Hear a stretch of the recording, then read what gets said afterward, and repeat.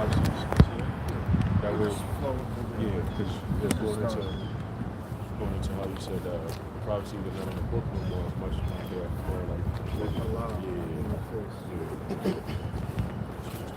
Are you live? Another. All right, shalom, shalom. I'm going to start off by giving all praises, honor, glory to Yahweh, Ba'ashem, Yahweh Shai, Ba'ashem, HaKadosh. Double honor to our venerable apostles and elders that great millstone rule well. Peace and blessings to the Lord's elect in the house of David. All right, it's the brother of the men of valor here. All right, got the brother Haran. All right, and we're going again into the prophecies. All right, the big time prophecies, and I'm gonna have the brother carry us away today. All right. So just want to meditate on something about for the last couple of days, just watching videos, and it's like prophecy is no longer pages on a book no more. Not to make it sound like belittle the Bible or anything, but it's no longer in the book no more. Now, right now, you're seeing that you're going to be living these things. With the whole Chicago thing going on, where that law is going to, or whatever that is going to be set off in January of next year, if there is a next year, or whenever it may happen.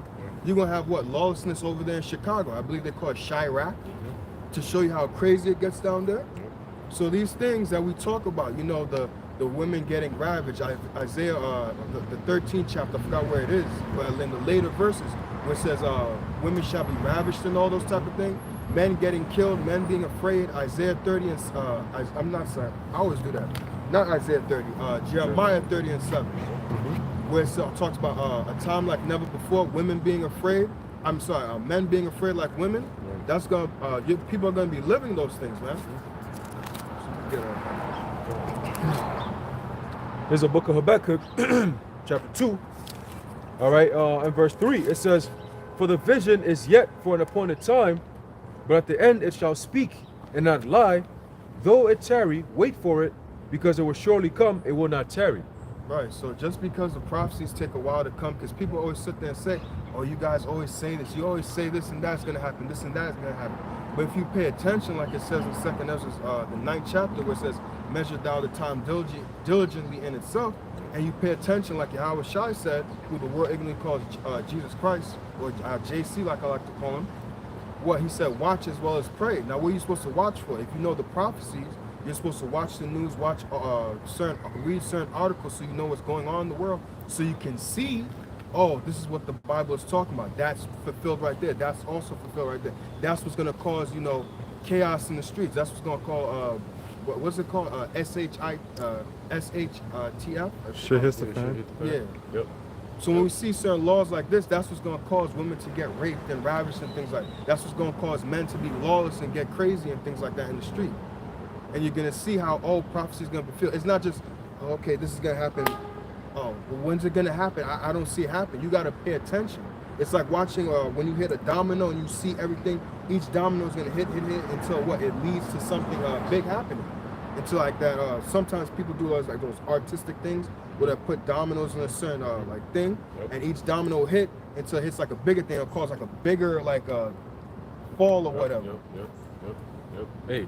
And that's exactly what's happening now, right? You look at things that's been happening for the past 2 years. It's like a building up of a domino effect. All right, so that means that once one infrastructure is taken down, it affects automatically another infrastructure, and then that gets taken down, and it goes down on and on and on until the whole system is completely destructured.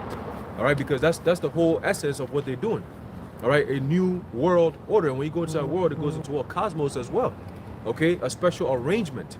Okay, so that order is coming from the chaos that's being brewed up right now, like the brother's talking about. So when there's in the time of chaos, what happens? You have a lot of uncertainty. You have a lot of lives being lost, a lot of confusion. These are all things that happens in the time of chaos, what is known as pandemonium. Okay, pan meaning all, and demonium going into what? The people's minds being what?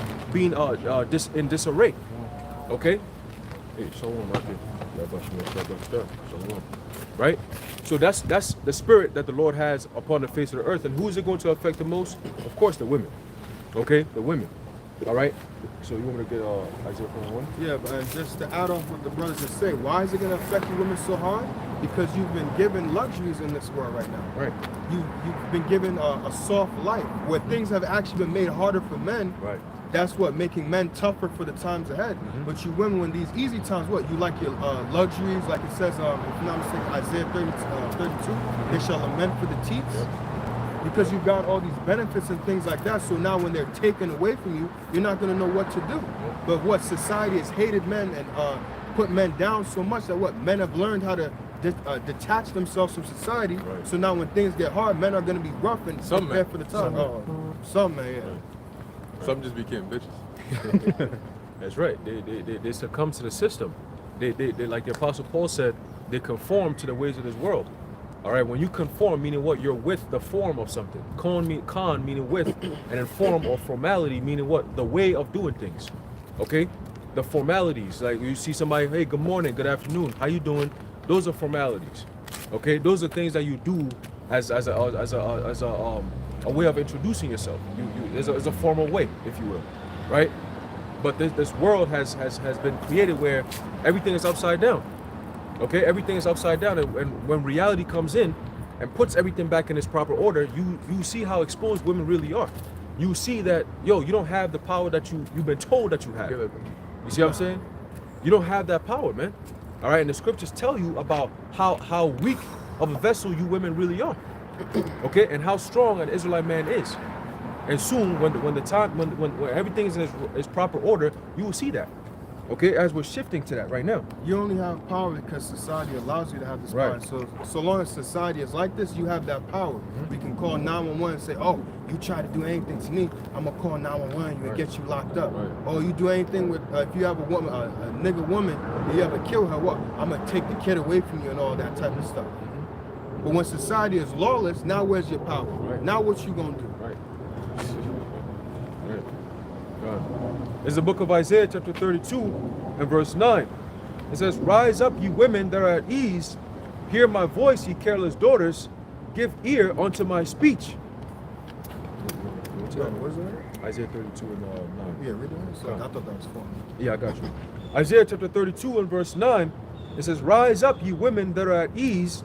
Hear my voice, ye careless daughters. Right, hear the words of the Bible. Stop thinking that you know, because I recently talked to women like that. Stop thinking you know the Bible. If you listen to some of the women I heard recently, they swear they know the Bible and they swear that they know what's going on. You really don't, sweetie, and you're just gonna get hit in your face real hard that you don't know what you're talking about. Right. And You gotta listen to direction, man.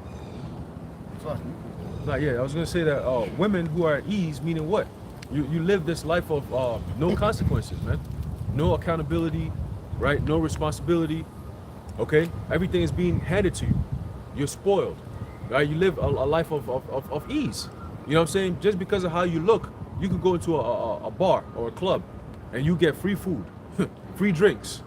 You see? You get to skip the line based on what you look like. Right? You get to be in the best place. Look how women live in today's society. You know, based on pictures that they'll post on social media, you got some rich guy from across the world, you contact her. Oh girl, I could do this for you. I could take you here. I could do this for you. Right? I pay your bills.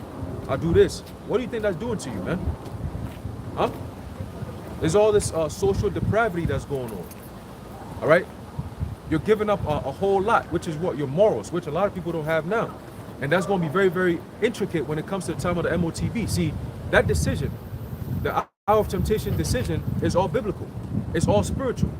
All of you who think, oh, nah, it has nothing to do with the Bible. It's just technology, you know? Nah, this is all spiritual, man. At the end of the day, you got to have some type of moral compass in you in order to say no to that MOTB. You see? Because it's all satanic. Every agenda that's coming with that technology is all satanic. And that goes back to the scriptures. So only those who have that awareness of right and wrong, according to the scriptures, are going to be able to discern the times that we're in. A lot of these people are being groomed to live a life of godlessness. You see? Preparing you for the MOTB, and you're going to take it and you're going to be destroyed. All right? Especially a lot of you women, because everything is being catered to your convenience. And there's a whole system that's pushing convenience from the time of chaos that we're coming into. Yo, that's a trap right there, man. All right? The brother posted a precept.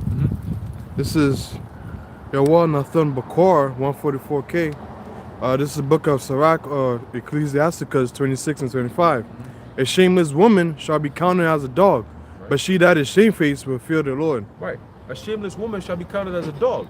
Meaning what? A so-called bitch. Okay? What do they call themselves today? They call themselves bad female dogs. So they know morally, they know in their conscience that, yo, I am acting like a female dog. I'm a bad bitch. I'm a this, I'm a that. But you call a female, like the joke we have, call a female a good bitch, see what happens to you. Yeah, right? It's like, it's so crazy, like, damn. And it goes to show you what it says in Psalms 82, all right, where it says what? The whole earth is out of course. You see, they know not, neither will they consider.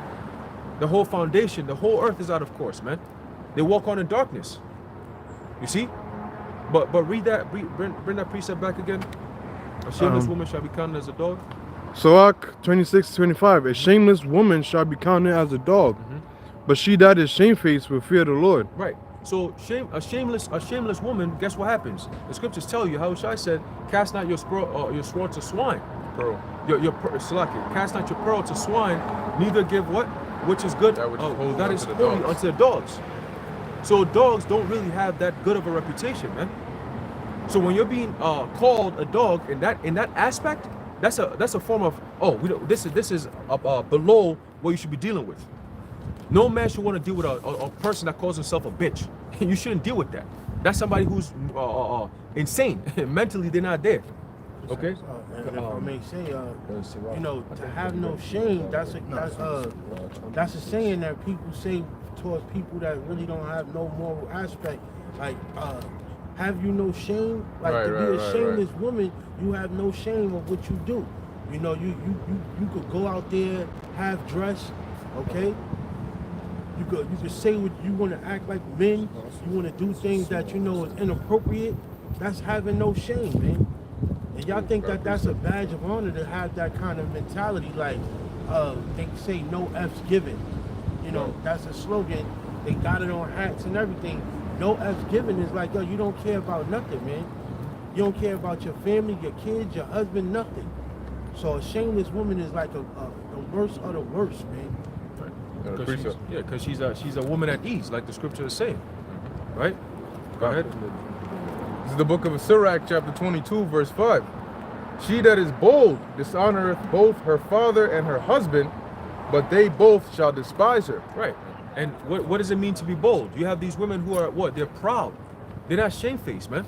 A woman who's bold is the one who can look in a man's eye and speak back to him. Yep. Right?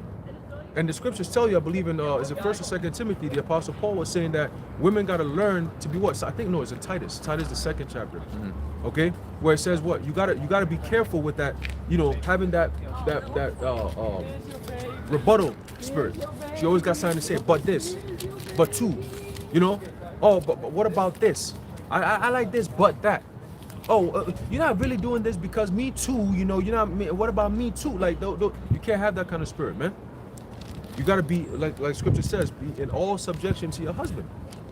In righteousness. Not being in subjection to a man who's wicked. Quick thing, the scriptures say what? A man that gets the wife gets possession. Now, if she's your possession, the possession don't talk back and say, nah, we ain't doing this. Right. Oh, nah. Right. Nah, possession guy, you know, this is my book right here. Book can't say put me down, nigga. Nah, I'm gonna pick you up and read you. Right. Now, you don't do it unrighteously, you do it within the law, but like, yo, you're my possession. Right. But this world tells women that men are their possession. No, that's my man. Like your man. You don't own no man. You can't own a man. Yeah, we got women, they holding their man's hand like he's a kid. child. Yeah. And then they leading him. And then there was a picture or a video of a woman that had two men on a leash. And they were both on their knees and their hands. And she was walking with them like it's a picture or something like that. You know? Oh, no. Yep. You also had another one, I think it was either Cardi B or somebody, some pregnant woman. And then you got the man bowed, like he's on his knees and it's almost like he's worshiping her womb type shit. That's that depraved society, man. Now, people like this, you think how much effort is it going to take for them to take that MOTB? They're already in the world. They're already gone. They're looking for sign of worship anywhere. You know what I'm saying? They're looking for sign of worship, but they're not looking for the right things to worship, man. They're not looking for the Lord. They're not looking for Yahweh Bashim Yahushua. You see? They're looking to serve the world. They're looking to serve their own bellies. Like scripture said, train up a child in the way he shall go and shall not depart. This place has worked on the minds of our people to what? For them to be faithless, godless, unholy. So what? Now they're gonna just chase after those things because that's all they've ever known.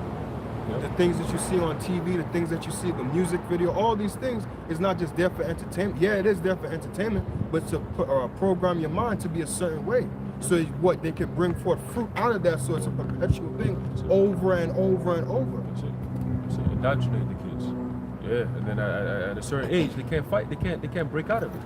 You know, when you present the truth with evidence, they don't see it like that. They see it as what's that thing called cognitive dissonance. Right. You know, to them it's like, I can't believe he just told me the truth. There's no way. My mind cannot compete or compute the fact that this is something, you're telling me something outside of what I know as the norm. So to me, right away, automatically, that's wrong. It has to be wrong. You're fucking up my reality. You're wrong. You're wrong. You see? That's their mindset right now. And that's why they're all going to take the MOTB. Yeah, I got the definition. Cognitive dissonance. It says the state of having inconsistent thoughts, beliefs, or attitudes, especially as relating to behavioral decisions and attitude change, because basically the brain will always try to, like, almost like achieve homeostasis, but in a mental state. It'll try to always keep all your minds in one yeah. So yeah, that's why the scriptures talk about being a double-minded man, because then that's an example of cognitive dissonance. You have two different opposing thoughts in your mind. You either wicked or you righteous. That's how the Lord deals.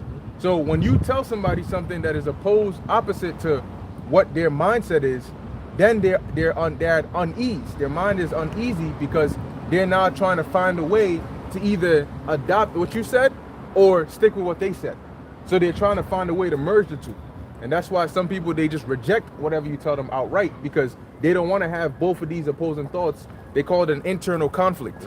And within them, where they can't decide, should I do this, should I do that? Is what he said true? Then that means they have to go reevaluate everything about themselves. You know, it's a responsibility, internal responsibility that a lot of people don't want to hold, because now you're saying, damn, so everything I held to a very high esteem means nothing. That's a battle that people don't really want to face, man. Like, damn, everything I knew was not true. Like, damn, this whole time I've been lied to, I believed it. So then now at this point, if I believe that kind of lie, that means that what the fuck else isn't a lie? You see, then they start battling like, I got with this. How do I know that what you're telling me isn't a lie too? If you can get me with this, they become skeptics. They become skeptics. So that's why you got to be of the elect, number one, to be able to understand this whole get the whole understanding of the truth. You see, because you have what they say, knowledge is power. Well, you got two sides of knowledge. You got knowledge of good and knowledge of evil. Right. So which one are you really going into? A lot of people have extreme knowledge, or sometimes on a base level of wickedness, but it's still wickedness. Regardless of what it is, it's still wickedness. What you want to gain is knowledge and righteousness. You see, the good type of knowledge, which is here. You see, the knowledge that will arrive you at what? Salvation. Right.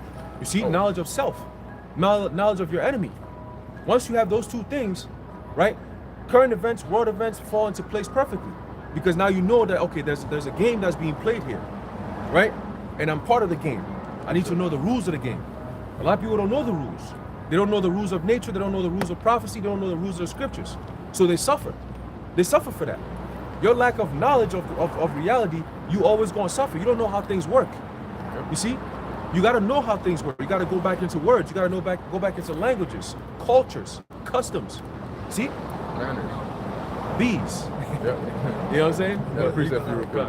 Now, I just wanted to say it's a certain vibration that you pick up when you're not trying to deal with the reality of how powerful spirituality is. Yep. You being a spiritual person, as we are, we not going to submit to the how do you say, typical way of how the world thinks, like the bro code and stuff like that, or like the street code. All of those things is mythical, man. Those things that don't hold no merit. Like, to have a bro code means, okay, I'm not gonna tell that brother or his girl that brother is cheating on him or whatever you think is the bro code. You know what they say, oh no, I can't date that man's sister or ex-girl or whatever the case may be. Whatever the bro code stands for, the street code stands for, ain't no snitching. How you a snitch if you not in that game?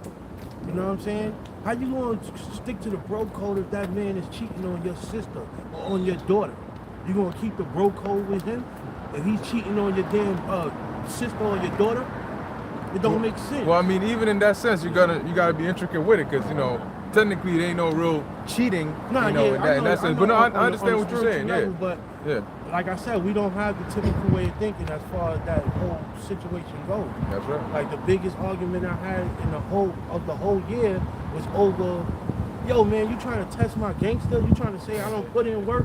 I'm like, what the hell does that mean? What are you saying? What does that mean? Am I trying to test your gangster, or am I denying the work that you put in as a gangster? I'm like, that's not even the case here. I'm just telling you, don't incorporate me in your gangster stories that you. I mean, like this person was ready to fight me last night. Like, yo, man, you gotta break out before I hit you in the head with this Henny bottle. I'm like, yo, say no more. I'm out of here, cause this shit is devilish. This ain't even of the Lord. Yeah. Like, are you worrying about if I'm disrespecting your character? Yo, man, it got so heated yesterday. I was pissed off, man. So when we talking about this, it's like it's crazy and it's spiritual, because it's like I didn't bring up this topic, but this is pinpoint on what brothers deal with. That's how the spirit moves. Yeah, but like, I mean, at the end of the day, like you said, there's certain things that, quote unquote, they call the bro code. Certain things that do align, but majority of the things are off. You know what I mean? Right. The scriptures actually, the concept of not being a snitch, they make it sound like being a snitch is bad. The Lord tells you you're supposed to snitch. If you don't snitch, you gonna be the Lord's gonna get your ass. You're gonna be liable. They call your ass to testimony. I ain't no snitch. The Most High gonna get your ass. So according to the scriptures, if you witness something, you're supposed to testify. You're supposed, yep, I saw him. Yeah, no, I was there. I saw you. It was you. Your face. You grabbed his lamb and you ran across. I saw your ass. But here they paint that image as though it's a bad thing. Hold on one second. If you were the man who got your lamb stolen, wouldn't you want somebody to snitch and find out? If somebody assaulted your woman and somebody else is a witness there, you would want him to be a snitch, right? Yo, who did it? Tell me who did it. But then when it's on the other, I ain't no snitch. You see how that's why the Lord said, are not your ways unequal? Because when you on the negative end of the stick, you want somebody to do what you want them to do, but you don't want to do the same thing. Anyway, I got the precept for you. Yep. And this is 2 Timothy chapter 3, verse 15, because you mentioned about knowledge, wise, salvation, wisdom. Verse 15, it says, and that from a child thou hast known the holy scriptures, which are able to make thee wise unto salvation through faith which is in Yahushua HaMashiach. So there you go. So since we were children, right? That means what? That means we got educated. Yep, we got born again. We got born again, right? To educate means what? To bring Draw out, out, yep. to draw out, right? So was it educare? Yep. Right. Latin. So it's already within you, like the scripture that says what? Though you once knew this. Oh, that's the spirit, because wait, can we look up the word educate? Yeah. Just to get the actual definition on that before I say anything. I don't, you sometimes you make a good point and find out the foundation is like, oh shit, all right, shit. Let's make sure you get that right. The word says educate. It's a verb. It says to bring up children or to train. Right. It says educare, to bring up, to rear, to educate. All right. It says here to bring out. Bring out. Right.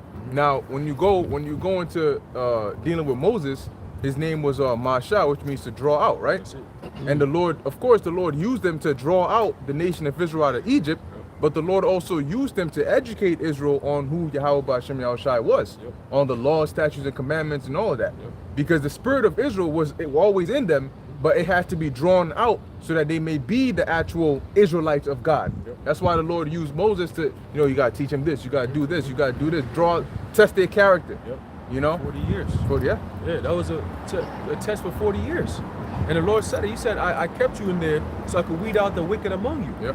And what did he do? Only 2 spirits that were righteous from the first batch that left Egypt those 40 years prior was Joshua and Caleb. Out of everyone that left, including Moses, Aaron, everybody. Okay? That tells you something, man. That man, it's spiritual, it's heavy. And that's all what? The representation of who? The elect. Yep. Judah and Israel. Okay? Joshua and Caleb. All right? You want to say something? Yeah, just don't skip me. Don't leave me now. Because Joshua was lucky, because Joshua was of the northern kingdom, and Caleb was southern kingdom. Yep. Oh, there it is. The precept says one that's you inwardly and not outwardly. That's it. Because you got to draw it from within, right? how you It's do already, it. it's already, we are the Israelites. See? So what this knowledge is doing is that it's just bringing you back to your nationality. It's just bringing you back to who you already are. Just bringing it back into remembrance. Stirring up your pure minds by way of what? You remember, Remembrance. yeah, that's it. You see? So that's all the scriptures is doing. That's the most dangerous thing to these elites and their New World Order, man. All right? The most dangerous thing to these elites and their New World Order is for the Israelites to wake up to who they are. We're talking about the 12 tribes of Israel. Because guess what? It was the so-called Jews who were funding the slave trade. They were behind that. There was a picture I just saw where there was a so-called Masonic thing that was stamped inside the shackles that they were using for the slaves. Yep. So they, man, look, the truth is just coming out and it's overwhelming. That's why very soon they're going to shut down the internet. Because you notice the vibration now is because of so much biblical prophecy, the Bible just keeps on being brought out to the forefront. You got World War III brewing. You got the MOT being talked about. Ezekiel 47. You got instabilities around the world. You got people coming out. These elites are warning people now.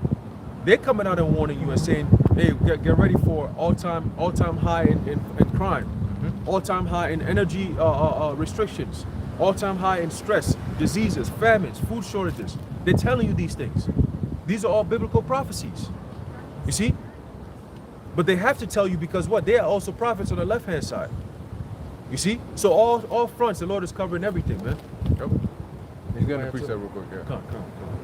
I think this is it. Yep. From the top, it goes all the way. So just start talking. Yeah, you can start talking. Just to add on to a point that you said, this is Ezekiel chapter 47, verse 1. Oh, sorry, my bad. If I said it wrong. No, you're good. Afterward, he brought me again unto the door of the house, and behold, waters issued out from under the threshold of the house, eastward.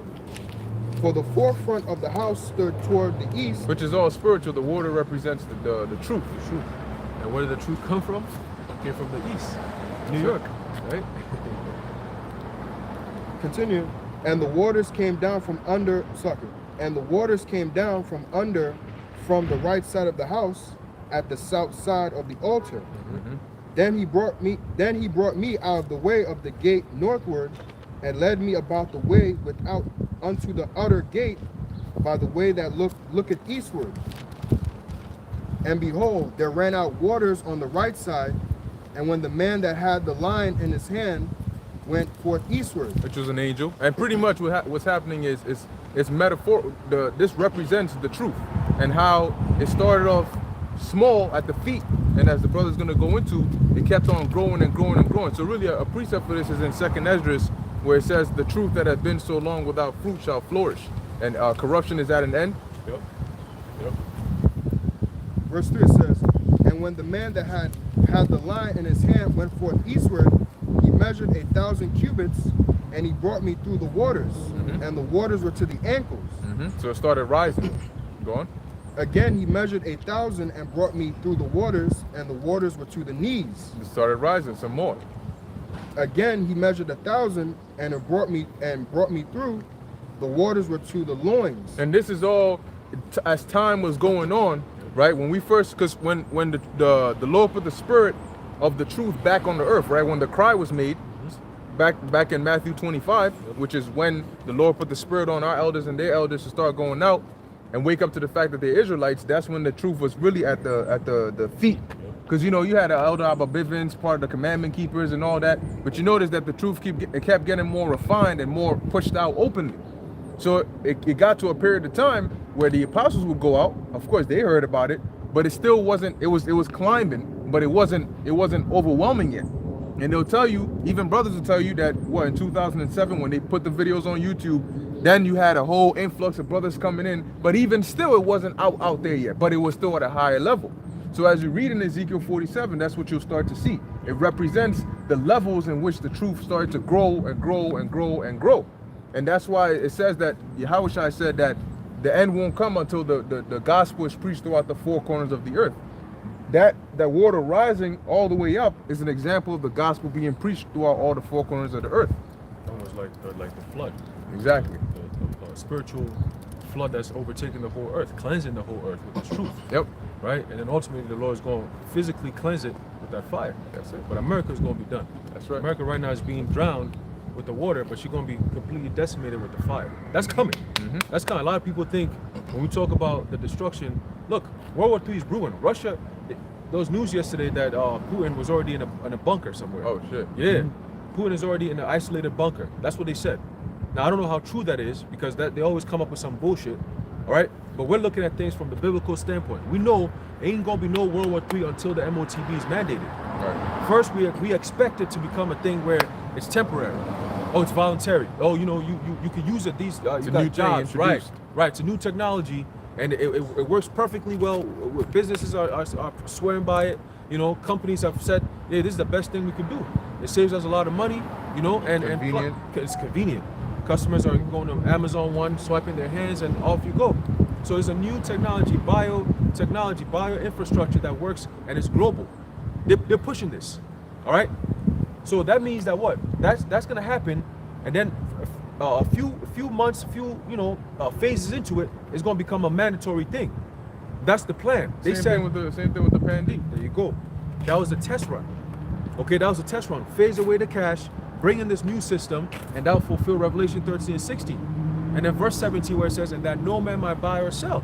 That system is there. So now the system is there. In order for you to buy and sell in that system, you need to be implanted. And that is the goal. That is the goal. It's not no Ingrained. Christianity. Yeah, it's the grain of rice. That is the goal. You see, and it's been the goal for years. They tell you, oh, the days of freedom, privacy, those days are over. And that's what the MOTB is going to do to you and do for them, right? Yeah, there's gonna be multiple phases because you're gonna have like like you said, the introduction phase where people are now like, oh, celebrities are promoting it. Right. They're doing it as though it's some cool thing to get into. Yeah, I know. And then it's gonna go into the mandatory phase, right? In which you're gonna have his foot is messed up. It's gonna go into the mandatory phase where you're gonna have basically like the Pan-D, but then it's gonna go into an even greater degree of it where they're gonna have it to where anybody that doesn't have it, they're gonna come after your life because that's Revelation 13 and 15. You're gonna have 16, 17, and 15 because after it's made mandatory, then they're gonna push further to come and take your ass out because you don't want to, because not taking the MOTB is gonna be looked at as being a dissident. It's gonna be looked at as you not wanting to worship the IOTB. And by not worshiping the image of the beast, they're gonna come after your life. You're gonna be likened onto a terrorist today, right? Anybody that doesn't want to comply with their laws today, they come for you. Why do you think these people that expose the secret societies get the men in black at their door saying they're ready to help them? Right. Now, Nah, any brother has Trevor something wanted to to say? say something. Yeah. Then I'll go. Oh, I was gonna say, since we might as well go into it, since we mentioned it, 'cause I want to bring up the fact that I think I watched one of Elder Yashuama's videos of somebody, I think it was ISUPK, who said it was a doctrine, but when you go into the whole with Revelation 13 and 16, it says that no man can buy or sell without it. So then you know that what? It's not a doctrine, it's an item that you have to have. Right. And that item is going to be what? Inside of either your hand, any hand or any part of your body, but specifically where they want to put is either your right hand or on your forehead. 'Cause I believe brother said that was something about your right hand being very warm or something like that. Oh, yeah, It gives yeah. off energy. Yeah, well, it was just the position between your index and your thumb, that area. That's why they always put it there, because they said that's where your temperature changes most rapidly. Yeah, but you cannot insert. You don't need a sharp object to pierce the skin to put doctrine into somebody's mind. I just wanted to say, in my neighborhood, they removing the MetroCard machine. They're going to do away with that. So that's gradually happening in a rapid rate. If they was just putting it on me in ending of last year, here we go with it being enforced where you can't even use that little yellow card. That's the system. Quick testimony. I don't know if you got that text message. I got it up there from the spot where they said very soon to install a system where you gotta use the link, because we work for the same thing. Oh, like QR code shit. No, it's not a QR code. We gotta press a link to like before we Check in and check out. Yeah, Sign up, yeah, sign job. out. We're not using the But the paper. QR code where I work is definitely being enforced. Yeah. Oh, okay. Esau is running down on me like, make sure you get them the QR code. And I'm like, these people was mesmerized by it. Like, why do we need to do this? And they don't want it. Some people are juiced in and they like the idea of the QR code, but majority of the people, the customers that come through my gate, they be like, what is this for? I don't want to do this. No, I'm not doing it. So it's ultimately trying to get people, to introduce people into being scammed. Condition.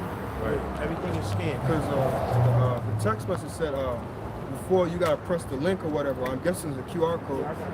But before you come into work, you gotta thing in like let the click the link or do something 15 minutes before your shift starts, and then 15 minutes before. So they're already programming your mind to what, which they've been doing for a long while. Is to what, rely upon technology. You're no longer doing things where a person has to use their brain and what. Okay, I'm looking at the clock in sheet. Okay, this person put from 12 to 8 or 8 to 4, and I gotta put add up all the time, and then okay, that equals up 40 hours. Make him, this is how much pay he's gonna get. No, they're having technology do things for you now. So very soon, like the guy Yuval Noah Harari said, what? These useless eaters, they're no longer gonna need people. Why do I need you when technology is doing it for you? And people are willingly are okay with that because what? People are getting lazy. People don't want to use their brains. People don't want to use their minds for anything. Hey, Elon Musk has made an android for like housekeeping. Like a humanoid, Yeah, humanoid. It's like they got all the reactions. Like they said, they got like over 1 million responses to any situation. Like To talk to you and 98% stuff? responsive to human reactions. Well, he's probably the dude that they based the movie Ex Machina off. The guy who made Ex Machina. Fell in Yeah. love with the shit. Yeah, I remember Yeah. that. I remember that. He's probably a robot himself. He's probably a tiny ass dude inside He the look like a box in his Tesla. chest. Yeah, Yeah, his chest, he probably is a Tesla. Nigga, ho. Oh, It's shit. funny because what's happening too is like the brother said, it's all about conditioning. That's what they're trying to do. They want to break away that social life because humans are natural social creatures. So what they want to do is they want to isolate you and make America into more of it already is an individualistic culture compared to a collectivist culture, which is in the East, where everything is done based on family and Was. friends. Right, was. But now what they want to do is they want to do away with the human element completely. Now, that comes with what? ID, identification. So now when you go to the bank, instead of seeing a human being that you can speak to, you're gonna be talking to a machine. Even on the phones. On the phones, right?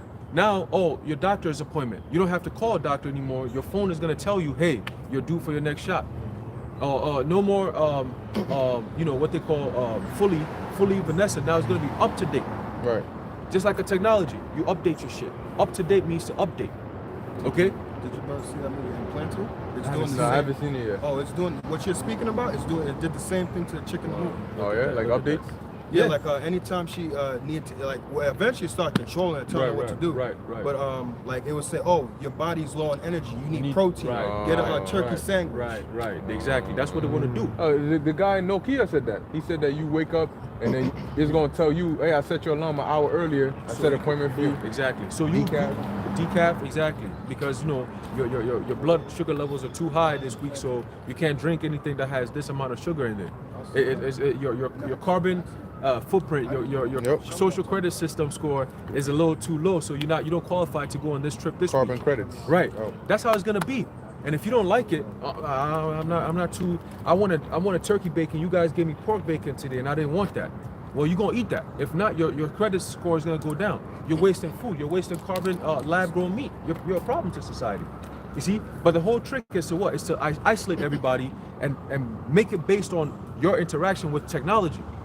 So once you're hooked on interacting with technology all throughout, what happens is once the technology changes, you have no choice but to be stayed on it. You Yep. gotta adjust. Yep. And that's when the implantation comes in. You see? Updates. So yeah, updates. I believe I'm about to cut you off, but they do that with like Apple all the time. Mhm. Like, almost every year or 2 years, a new phone. Yep. So when you want to have anything else? Oh, I had this precept right here. I was going to bring it on. 2 Thessalonians chapter 2, verse 3. It says, let no man deceive you by any means, for that day shall not come except there come a falling away first. Right. That day is talking about the return of our Lord. Okay, the return of our Lord, and ultimately us receiving salvation over the system.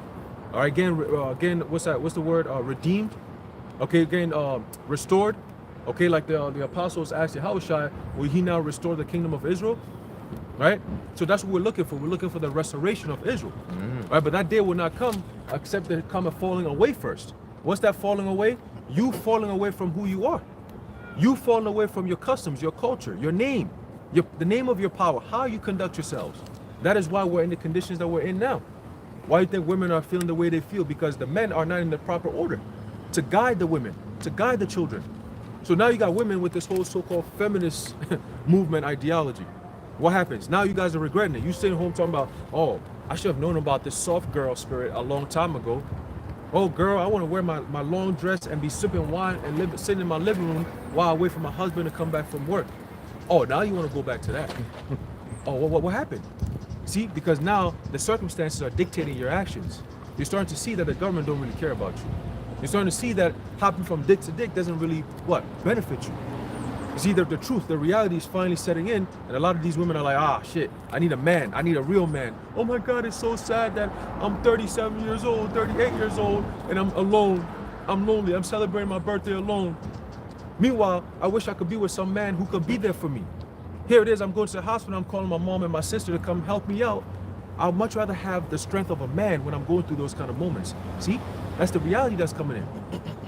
Imagine you get sick and you have a man like us. What happens? You're comforted because you know, first of all, he's going to take care of you. He knows about the herbs. He knows about the kind of food you should take. He knows how your body's feeling. What does it mean? Oh, you have a fever? Okay, this is what it means. Oh, you have a virus? Okay, this is what it does. Brothers are well studied on nature, on how to live. It goes back to the scriptures. Oh, do this with your diet and this will happen. A lot of these guys don't know that. Some people, what happens? They have a stomach issue. Let me call a doctor and tell them, oh, I'm having stomach pains. The doctor, yeah, go take this and you're good. And the doctor's just going to start by diagnosing you, which is something you can do by yourself. Because he's going to ask you basic questions. That you can ask yourself. How do you feel? Does it hurt here? Is it consistent pain? Is it not? So you just pay attention and, oh, well, next time when I have pains, let me look it up. I ain't the only person who's got these pains before, you know? Quick testimony. Reason why I wasn't at camp last week is my foot had gotten swollen. So instead, my mother and them was like, oh, you might have to go to the hospital for that and all that. I'm like, it's just a swollen foot. I stood on my feet for too long. After coming from being here at camp, then I went to work immediately, so I was just on my feet all night, so it got swollen. So I just looked up on the internet, okay, why does your foot get swollen? They said, okay, from standing on your feet for long periods of time. Just put some hot water and some Epsom salt, and I put peppermint oil in it, prayed before I did that, and my foot's fine now, within a week. But actually, even less than a week, like probably 3 days. That's it. So now you would have been at the doctor paying money, they would have diagnosed you and told you that. Now they would have knew that all you gotta do is that, but they might not tell you that. They might tell you, know what, we have this special pill, it actually just came out brand new for this condition, right? We call this the stand swollen footitis, and it's a very dangerous condition. It's good that we caught it early. They always tell you that it's good that we caught it early. Now you gotta do this. Matter of fact, we'll give you the better prescription, we'll put you on it for 2 years. And then they get you, and then you get on it for 2 years, you might not have a problem, but because you're taking the pills, now you develop a problem. So now they can tell you, no, you got to keep taking. See, your blood pressure is all up. Now you got diabetes. Now we got to cut the leg off. The side effects of what you went there for. That's it. So you went there for a treatment or a cure, and that treatment It just gave you a treatment. it just gave you a treatment. You know what I'm saying? They're gonna keep giving you treatments for your other treatments. You see, that's Esau for you, man. He gets you hooked on insanity. That way he can control you. He promises you sanity, so he keeps you in the bubble. Just keep on running. Eventually you're gonna get to that same part. Oh, no. Yeah. But you got it, guys. Oh shit. Because The way just he's to add walking. to what you just said about how we discontinue from our heritage and how we because I know there's a precept, I can't remember where it's at, but it says about how we shall no longer stay upon Israel shall no longer stay upon him that smote him, but stay upon the Lord. And what's staying upon the Lord is actually coming back to our heritage. Because like it says here, like the brother brought out with that falling away. Right, In Jeremiah 17:4, it says, and thou even thyself shalt discontinue from thine heritage that I gave thee, and I will cause thee to serve thine enemies in a land which thou knowest not, for ye have kindled a fire in mine anger which shall burn forever. And that word forever in the Hebrew is Iwalam, which has different definitions. It can mean forever, but for this precept, it means for a long time. It doesn't mean forever. Because the Lord said, I believe in Micah, how he's going to cast our sins into the sea and remember them no more.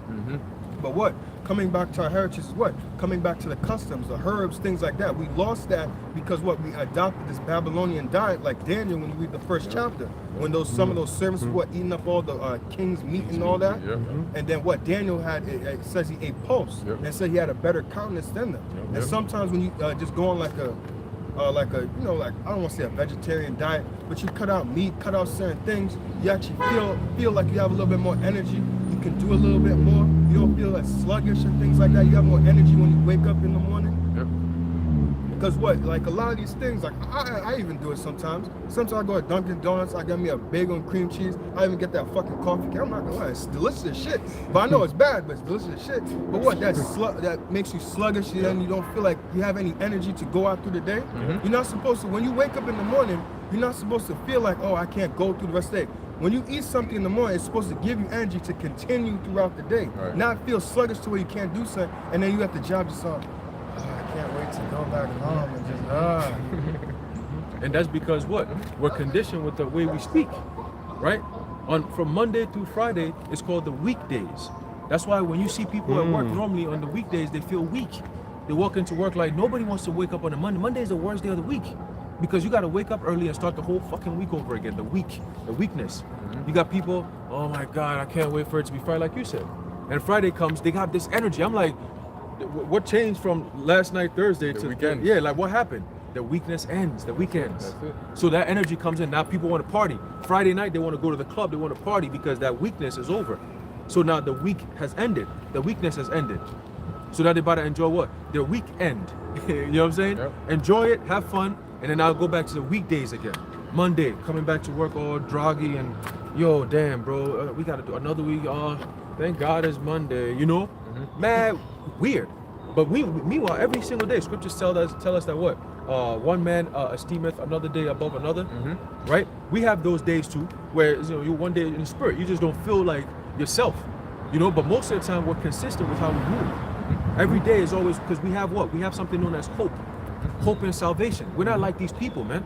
We know what's going on. We understand exactly what's going on. So every day for us is take it day by day until we get to that day, until we get to that day, until we get to that day. A lot of these people are like, oh, with all these problems coming, what are we gonna do? The only thing you can do is fight. You ain't running, there ain't no escaping. Oh, I'm gonna go hide over here. No. You better get ready to fight. That's the only way you can escape this. And make sure in your mind, I'm not fighting to just fight. I'm fighting to make it to the end. That's the spiritual battle that we're talking about here. That with all the things that we're going through in the world right now, all these things, guess what? It's building to something that no one has ever seen before, nobody has ever dealt with before. And the only way you're going to be able to go through it is if you have Yahushua holding you through. All right? And a lot of people don't have Yahushua. That's why they're going to be cold fucked up. That's the truth, man. All right? I was going to say, it's having a foundation, which is Yahushua. And then what, like you said, day after day is what? Building upon that foundation, brick by brick, until you have that tower. And I remember Elder Atazwan, I'm sorry, not Elder Atazwan, Elder Tazayan always brings out that on one of them tarot cards, the tower has an eye in it, which means what? That you're building yourself up. It starts with you first. And when you build up your tower, you build up your faith in the Lord, you're able to withstand that day. And just to add on to that other point, I believe Apostle Paul says, one not as one that beateth against the air. You want to make sure that your punch is hit. If you watch that movie, if you go back and watch it, if you're into like boxing or whatever, Rocky IV, when he was fighting the Russian, something that he, if you watch like Creed 2, when I forgot the guy's name, but Michael B. Jordan had to fight Ivan Drago's son. Rocky basically taught him the same thing that he used to beat Ivan Drago in Rocky IV, which is go for the gut punches. Because yeah, he's a big Russian, and yeah, he has that hands that he can hit you and knock you out and kill you. But what? He's not good here. So when he kept teaching, because there was a scene in that Creed 2 movie where he was teaching him, like they had a tie and he had to get in there with like a northern type dude, and he kept teaching him, hit him in the body, to make the punches count, because you're not gonna beat this guy with physicality. How you're gonna beat him is by beating him in his body. The same way the father was, the son was built the same way, and that's how the son went down. So you gotta make those punches count. You can't just go in all there wild. You gotta go in with an idea, not an idea, a plan. And the plan was hit him in the body. That's right. We got a quick precept. This is the book of Galatians, chapter 6, verse 9. It says, "And let us not be weary in well-doing, for in due season we shall reap if we faint not." Right. So in due season we shall reap if we faint not. So the goal is not to faint. You see? And fainting comes with what? Giving up. You know, you're doing the work, and then what happens? You're in a race, and what happens? You faint. That means you dropped all, you weren't prepared, you weren't conditioned. You know what I'm saying? You came to training camp. Now you about to train when the race is here. You had all summer long to get ready. You had brothers training, waking up 5 in the morning, 4 in the morning, putting in that work, doing your running, getting your endurance, your conditioning. You know, whatever sport it is, you're hitting the weight, you hitting the weights, you in the weight room, you punching the bag, you're doing your thing. You're disciplined. So when the time comes, the race comes, guess what? You've been training with game speed for so long. When the game actually reaches, guess what? You're already in a rhythm. You just gotta warm up a few shots and boom, here you go. You see? But you got Jakes sitting around watching brothers putting in that work, and they're like, yo, look how much he's lifting, bro. You're talking about they let down. They let down. Bro, you're on the same team. You better start preparing. Yeah, he ain't on our team. He on the bench somewhere. He on the team of you gotta survive. You know what I'm saying? You better prepare. But you out here sitting there chilling like, yo, damn, like I see them preparing. Look how impressive that is. Wow, what are they preparing for? It must be something crazy. I'm gonna sit back and watch though. We're gonna see how it comes out. No, you should be preparing, because what we doing should be an example. Like, yo, if they're doing something, these men they know stuff. If they're doing something against the things that they saying is coming, I need to be doing something too. That's like if you see a crowd running in the opposite direction, and you hear some shots or something Right. wild, people scream, yo, and they run in the opposite direction. Right. You got a gun, instinctively, you got a gun. yeah, Yeah, you just instinctively you gonna run after them. There you go. You ain't gonna stand there. Oh shit, you running? Hey, that's good, man. You smart. watch The out. moment you see the crowd, you turn and you be like, I'm gonna ask questions later. You out of there. That's it. But a lot of these folks, they want to get there and find out what it is that people are running from. That's that Edomite shit in the movies. Yeah. Yeah, it is. We running one way, you run the opposite way. You're not Superman, you're not Spider-Man, you ain't. You know, they run, they open their shirt and shit, they jump. You gonna go there and meet death. But I got another precept. Oh yeah, come on. Sorry. Just to add on to what he was saying, when I used to play football, coach used to say, you play how you practice. Yep. So if you practice like shit, you're gonna play like shit. That's right. Absolutely right. Yeah, because how what you like you said, what you practice is really pretty much what you're gonna meet. Because what are you practicing for? Right? Like a boxer, all the different exercises you do as a boxer are things that you're going to do in the ring. You know, when you're doing the mitts or whatever it is, you know, you're hitting the punching bag. That all of these things are strengthening your punches, your form, the strength, the power, all of these things. When you get into the actual match, it ain't gonna be a punching bag, it's gonna be a person. So if you're hitting the bag all light, how are you gonna hit the person hard? Right. You know, just like you said. So the same thing in this truth. If you study and you put in work, when somebody comes up to you and asks you questions, you're always gonna be sharp. Or just not even just that, even real life. You know what I'm saying? Like, because real life happens. That's why we study these scriptures, so it can guide us in our real lives. We don't just teach this, we live this. You see? So if you don't understand it, how you gonna teach something you don't even understand? How you gonna live it? Yeah, how you gonna live it? These are the guiding blocks to being a man. And a righteous woman. And a righteous woman, but it And starts a with the man. That's right. You see, because all this chaos and confusion that's going on around the world is because they don't have the true knowledge of the scriptures, especially our people. And that is what sets you apart from these other nations. They can do okay without having knowledge of the scriptures. You can't. You know why? If you try to imitate what they do, you will fail every single day. That's why we're in the predicaments we're in now. You understand? If you try to be like them, these other nations, you will fail. This is your guiding blocks. They don't have any guiding blocks, so they can do whatever and it's okay. You understand? You will suffer if you break your own rules that are given to you. As an Israelite, this is how you're supposed to govern yourselves. If you don't do it this way, you're gonna pay for it. And that's just what it is. Okay? People having bad diets, people having diseases, all kinds of different stuff that's in our so-called blacks and Hispanic communities is because we're breaking the laws of the Heavenly Father. And that's why you're paying for it. You see, dietary laws, they're breaking all of them. Marital laws, they're breaking all of them. Hygiene laws, everything. Jake just break everything, man. You know? Sorry, quick precept. It says, Yeah, I got a few. this is Joshua 1:8. It says, this book of the law shall not depart out of thy mouth, but thou shalt meditate therein day and night, that thou mayest observe to do according to all that is written therein. For then thou shalt make thy way prosperous, and then thou shalt have good success. And that's what happens when you first wake up to this truth. Right? You start finding out the right ways of the Heavenly Father. What are the ways of the Lord? What can I do to really be a son of the Most High? Right? You got to put away all the things that are in the world. You got to be reborn, like the brother mentioned, being born again. That's right. Right? That means that your mind has to be reborn. Everything that you thought was reality is all gone because now you have the truth of all things. How does this work? What does this mean? You have the truth to that. Okay?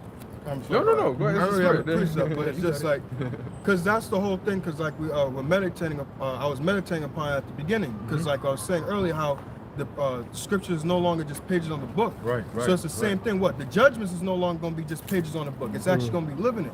And what, like you were saying, our people have a guideline on how you're supposed to live. But seeing as how people want to do what they want to do, and they think that they have their own way, like it says in Proverbs, the 1st chapter, you're going to eat the fruit of your own ways. There's a way that the Lord wants us to live, and if you live according to that, you shall see life. That's it. That's literally it. But if you don't choose that, what? There's going to be a consequence for that. And what? It's going to be death. That's right. So your actions have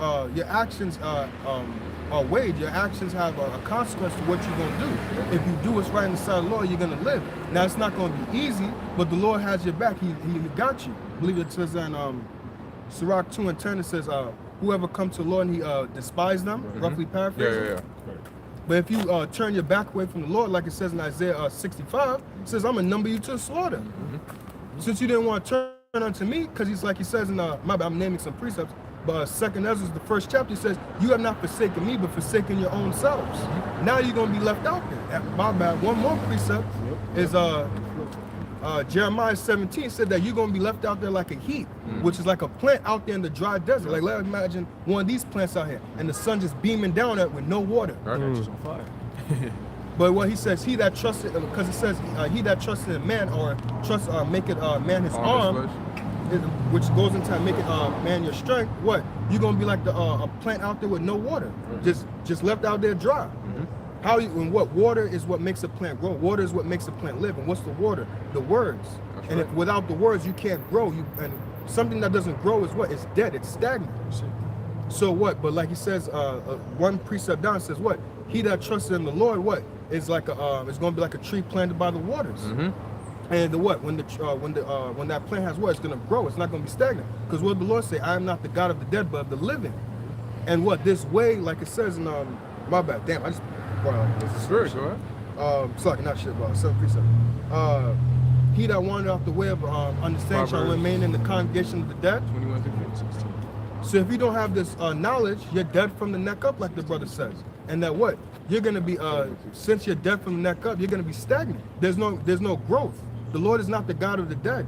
You have a dead mind. You need to have a living mind. Like it says, out of his belly shall flow rivers of living water. That's right. That's right. No, that's you, it. you mentioned something real beautiful there about how if you're not growing, then you become stagnant. Like when you have trees, right? I remember, as kids growing up, whenever our dad will make us plant things like grow crops or whatever, he always said, make sure that you weed around it. You see, because it hasn't grown to the point where it can kind of like have big enough roots where it will be able to grow to its fullest potential. Because while you have the weeds around, what happens is the weeds are also taking nutrients from that ground. You see, so that plant is not able to get fully all its nutrients. Plus, some plants grow at a certain pace compared to the weeds. So you might have it, okay, it's just a seedling. It germinates. I got you, brother. It germinates. It starts growing. But there's all this shrub around it, all this weeds around it that it covers it from what? Getting that sunlight, getting that water nutrients from the ground and so on and so forth. It starts its growth. Next thing you know, you come back like a month later, you're like, damn, all the other ones that I maintained are growing perfectly fine. This one here that I left, maybe I didn't see it. It didn't grow out too fast. Guess what? It's been overshadowed by the weeds around it. You see? And that overshadowing of that weeds around it is what? You not cultivating your plants. You as a farmer, remember, the scriptures is what? The seed that goes inside the human mind. But you got to be the husbandman to maintain what you just planted, which is his knowledge. Right? The Lord is going to do the increasing, but you got to do the studying. You got to do the cultivation. You got to take the time to always constantly go back to your garden, which is your mind, and see, okay, what is it that I have planted, and how am I going to be able to cultivate it so it can grow? And not just grow any way, anyhow, but grow in the way it's supposed to grow so I can reap the benefits that it's supposed to give me. You see? So that's going into the prophecies, going into the breakdowns, going into the history, going into the herbs, whatever it is. Okay, damn, that's deep. All right, well, you take your time and you cultivate it and trust and believe whatever comes out of it, you're going to be sitting back. One day you're going to grow like, damn, it took a lot of labor to get this seed to become this big tree. Now I have so much shade. I could do my harvest here. I could have a tent underneath this tree. At first I had nothing, but now I have everything. You see, because of what? The basics that you went through, the foundation. You built a strong foundation, and now you can live underneath that big, strong foundation, man. That's what this truth is all about. Okay, but you got it. Oh, I was gonna mention, since you mentioned about the weeds, Yahushua mentioned that All right. in Matthew the 13th chapter about the thorns grew up and choked the word out. Now, when you're choking somebody, what? You're choking the life out, and what? They're losing life, which is death.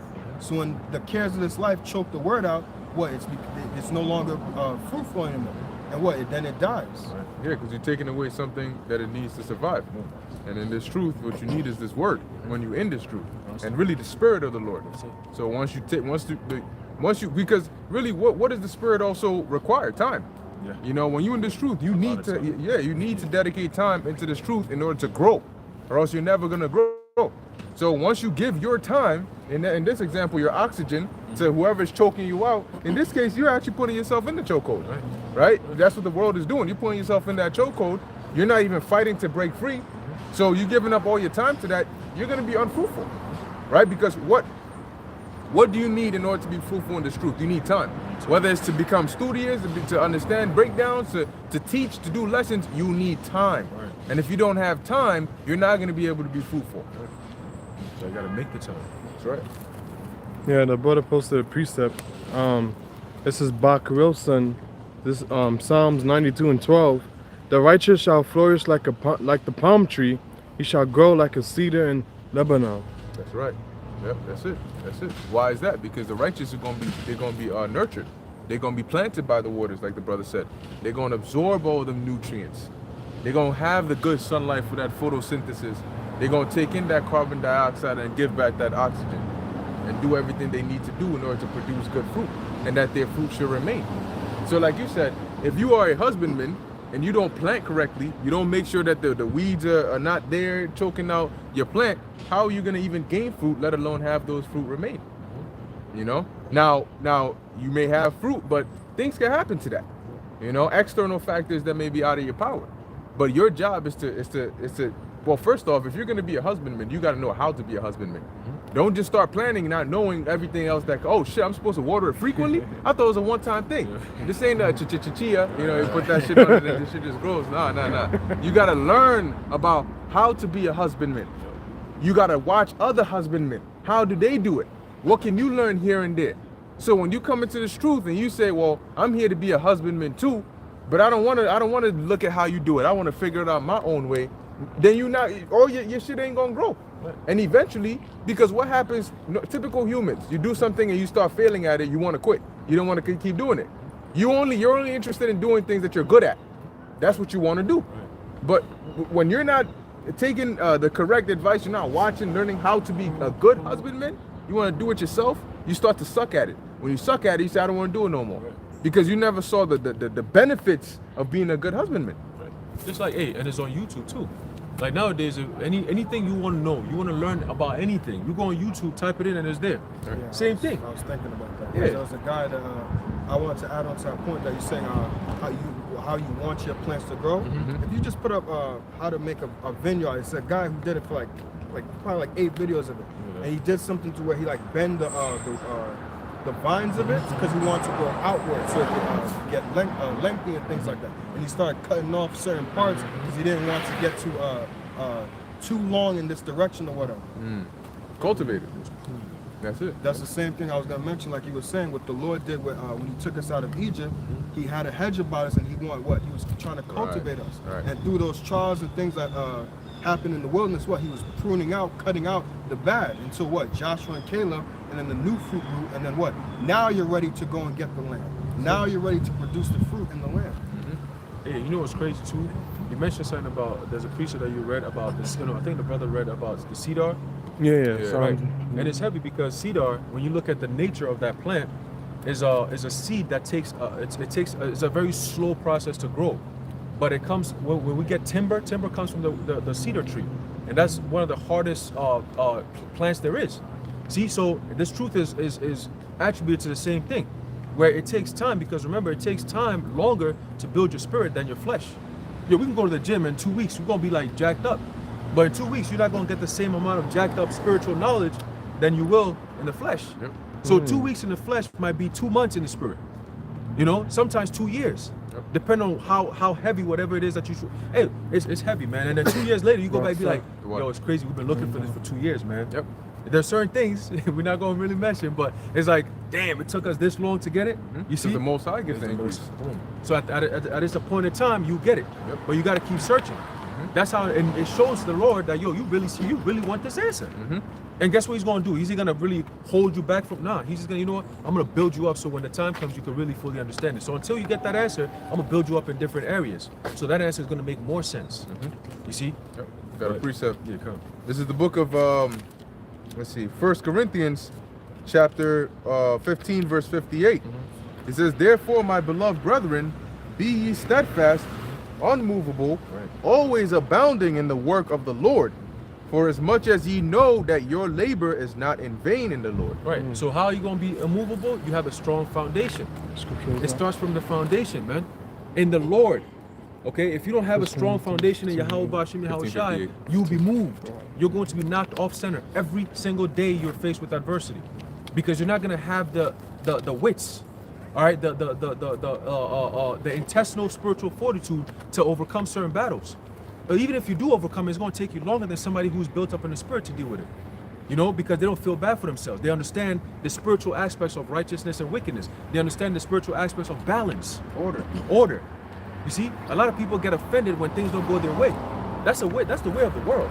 That's an undisciplined child. I don't get what I want. I'm mad. Now the whole world got to end. Nah. But when you understand order, you understand balance, you're like, nah, you know what? There's a reason for all these things. You slow things down. Maybe I didn't get my way, but there's a reason for that. This is really what I wanted, but maybe what you wanted wouldn't be good for you. Yeah, maybe you don't even know what you want. Maybe you do. Exactly.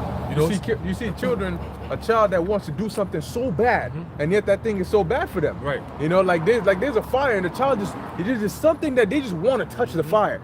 And yeah, you keep on hitting their hand, and they think they really want it, but they don't understand why you smacking their hand every time. Boom. Until one day you say, oh, you know what? Maybe you're not looking. Right. And they put their hand up in there, then all you hear them crying and shit. Now their hand is burnt. And they don't know how to go. What are they going to do? They're going to keep them hands to themselves. And they're going to always remember after that. Right.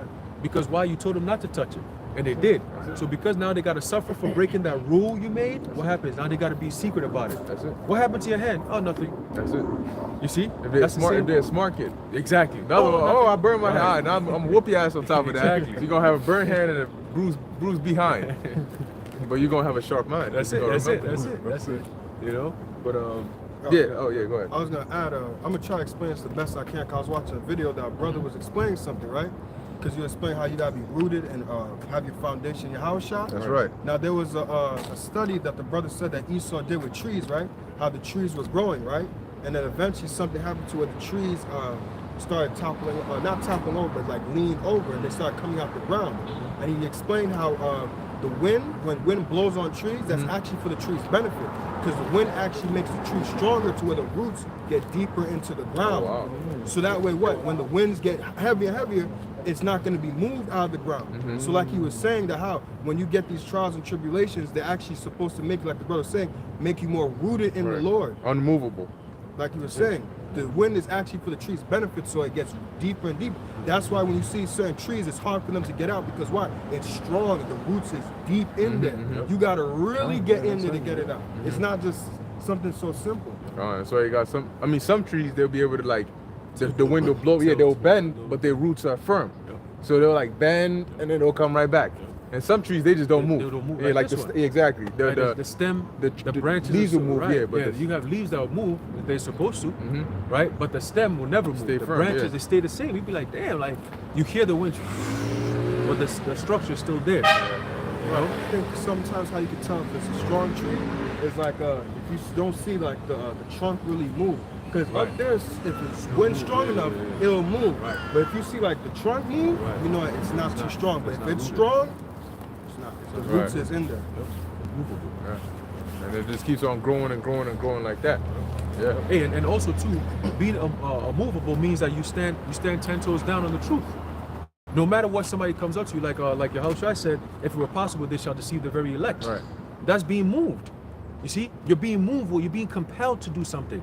That's what the MOTB is all about. That word where it says receive, they receive the mark of you know what?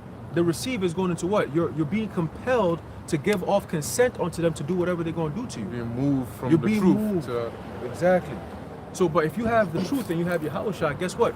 You're rooted in this truth. You're not going to be shaken. You're not going to be, hey, 2 Thessalonians, be not shaken soon in mind. Yep. You see, be not shaken. That it's happening, but don't let it, don't waver. Stay the course. You know what I'm saying? The wind is strong, but guess what? It's not going to be strong enough to overtake you. Just stay the course. You know, you might have to put your hand up a little bit and have to fight a little bit here and there, but that's okay, because guess what? It'll subside. Where at some point you're going to go through the wind, like the elder says. There's 3 stages of life. You're either going into a storm, you're in a storm, or you're coming out of a storm. Okay, so all throughout your whole life, since from birth to death, you're in those 3 cycles. There's always something, but that's what brings balance, and it refines you. It refines you, man. You have to go through those storms to be refined, man. That's right. If you're not going through those storms, bro, you're gonna be weak as shit. I'm telling you. You can look at children who have parents coddle them. When they get to a certain age, they don't know how to deal with certain conflicts. My girlfriend dumped me. Yeah, my girlfriend dumped me. Like I got so dumped by my tired girlfriend. of I'm this so tough tired. love. I just wanna give up. Like, you know, I'm so tired of tough love. That's the purpose of a father. Cause see, that's something I was studying up on. See, fathers instill what? Faith, and fathers instill what? Confidence in their son. But if their father's not around, if the father's like a know-nothing father, when the son goes through something with a woman or whatever, he's gonna be like, damn, I feel like, what's wrong with me? I'm gonna feel ugly, or I don't fit in. So what? He's gonna try to fit into society. But what the father's supposed to say, yo, man, you a good, you my son. Get out of here, man. You ain't, man, don't worry about that little bitch. You gonna get another one. The father is supposed to instill confidence and faith in his son so he can feel confident. Because what? That's gonna break a man's spirit down. It's like, damn, she broke up with me. What am I supposed to do? I really loved her and things like that. But the father's like, yo, you're gonna find another one. You see that in movies sometimes, or sometimes, well, I can't say my father, not trying to bash him or anything, but certain fathers will tell his son, yo, son, don't worry about that. There's many girls out there. You know, they're not telling you no nigga shit, but like, yo, you're gonna find another one, son. Just have confidence, be yourself, be a good man, have your principles, and you're gonna be all right. That's right. And you also get to see the balance between how a man thinks versus how a woman thinks. Because there are going to be times when your mother will say no, but your father will say yeah. Or your mother will say yeah, and your father will say no. And if you live in a balanced household, with if your father says no, and your mom says yeah, what your father says goes. Overrides. Exactly. But what you'll notice is the difference between their reasoning. And as you grow, you'll start to understand that there were times when my mom said this, but my dad actually said this. And his explanation was this. This was his reasoning. And then you can see when should a man's decision override a woman's decision? When should you think the way your father thinks over the way your mother thinks? But if you're just living with your mother, there is none of that. Everything your mother says is yes or no. So you're thinking, well, when the time comes when she says yes, but it really should be no, you're not gonna know that. So when you're dealing with a woman, guess what? She's gonna be likely in her female nature is gonna be the same as your mother.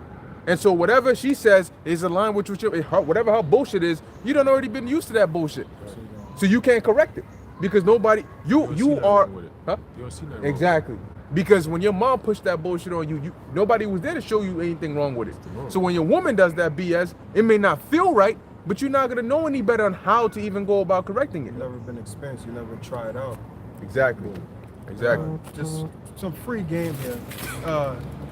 Probably somebody's come up with this, but I like to call it the breaking down method. Basically, this is what it is, right? That's it. This is what I do. Anytime your woman, this is what I do. Anytime your woman wants to get emotional with you and cry and say, oh, you're not being right, or something like she wants to be emotional, she is the dam and her emotions is the water. And you as the man, you gotta stand right there in front of that dam. And when her emotions come out and she cries and this and that and says all that, and that water, which is her emotion, floods you and tries to overtake you, you don't move, you stay right there on your principles, what you said. And you stay right and you let all that water pass you by. And after that, you say, this is it. It is what it is, baby. This is it. I call it the breaking down method. I'm telling you, personal experience, it fucking works. I let all the emotion come out. I let them cry. I let her cry in my face. I'm not trying to sound cold. I just cry. I don't care. I'm saying my prayer because you're wrong. Right. You gotta let them emotions run. Because I'm telling you, if you let them emotion, if you go with that water, she gonna take you here, there, everywhere. From experience, I've had it happen to me. Trust me, you're gonna go everywhere, and it's gonna be like, and then you're gonna be sitting there saying, I know I was fucking right. Right. You apologizing for something that you ain't even do wrong. So that's why you gotta stand there and deal with it. That water take your ass. Here it is, freaking alligators in the water. Your back is hitting the walls and shit. Because eventually, what the water's going to pass, and then the dam is going to be empty. Now you got some more time for it to fill Now, up again. what you do, what?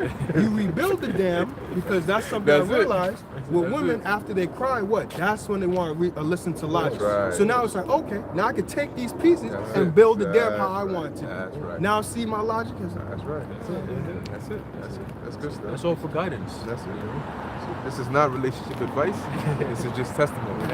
it is a testimony. That's it. That's it. But if you use it with caution just in case. That's it. That's it. This is the book of 1 Thessalonians chapter 1 verse 3.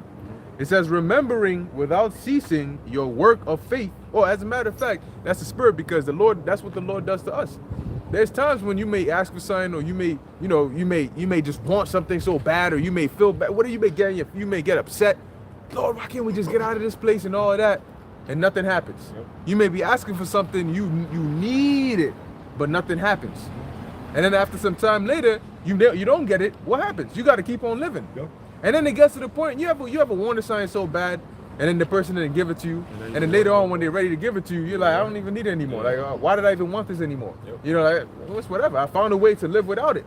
You know. So the Lord does that sometimes, not sometimes. Most of the time, the Lord will do that to you. The same method, because remember, Israel is likened unto a woman, personified, right? And that's how the Lord deals with us. You know, the metaphorical relationships are a lot. A father to a child, a shepherd to the sheep, a man to his woman, you know. But yeah, this is 1 Thessalonians 1 and 3. It says, remembering without ceasing your work of faith and labor of love and patience of hope in our Lord Yahushua HaMashiach, in the sight of God and our Father. So going back into the point of, as the Apostle Paul is saying here, remembering without ceasing your work of faith, right? Which is what we're doing. The work of faith is called the work of faith because we're doing it out of faith. This isn't a job that anybody can just apply to. Okay? It says, and your labor of love, because it's not just faith. There has to be some love in this. You got to have passion. You got to have some driving force within you.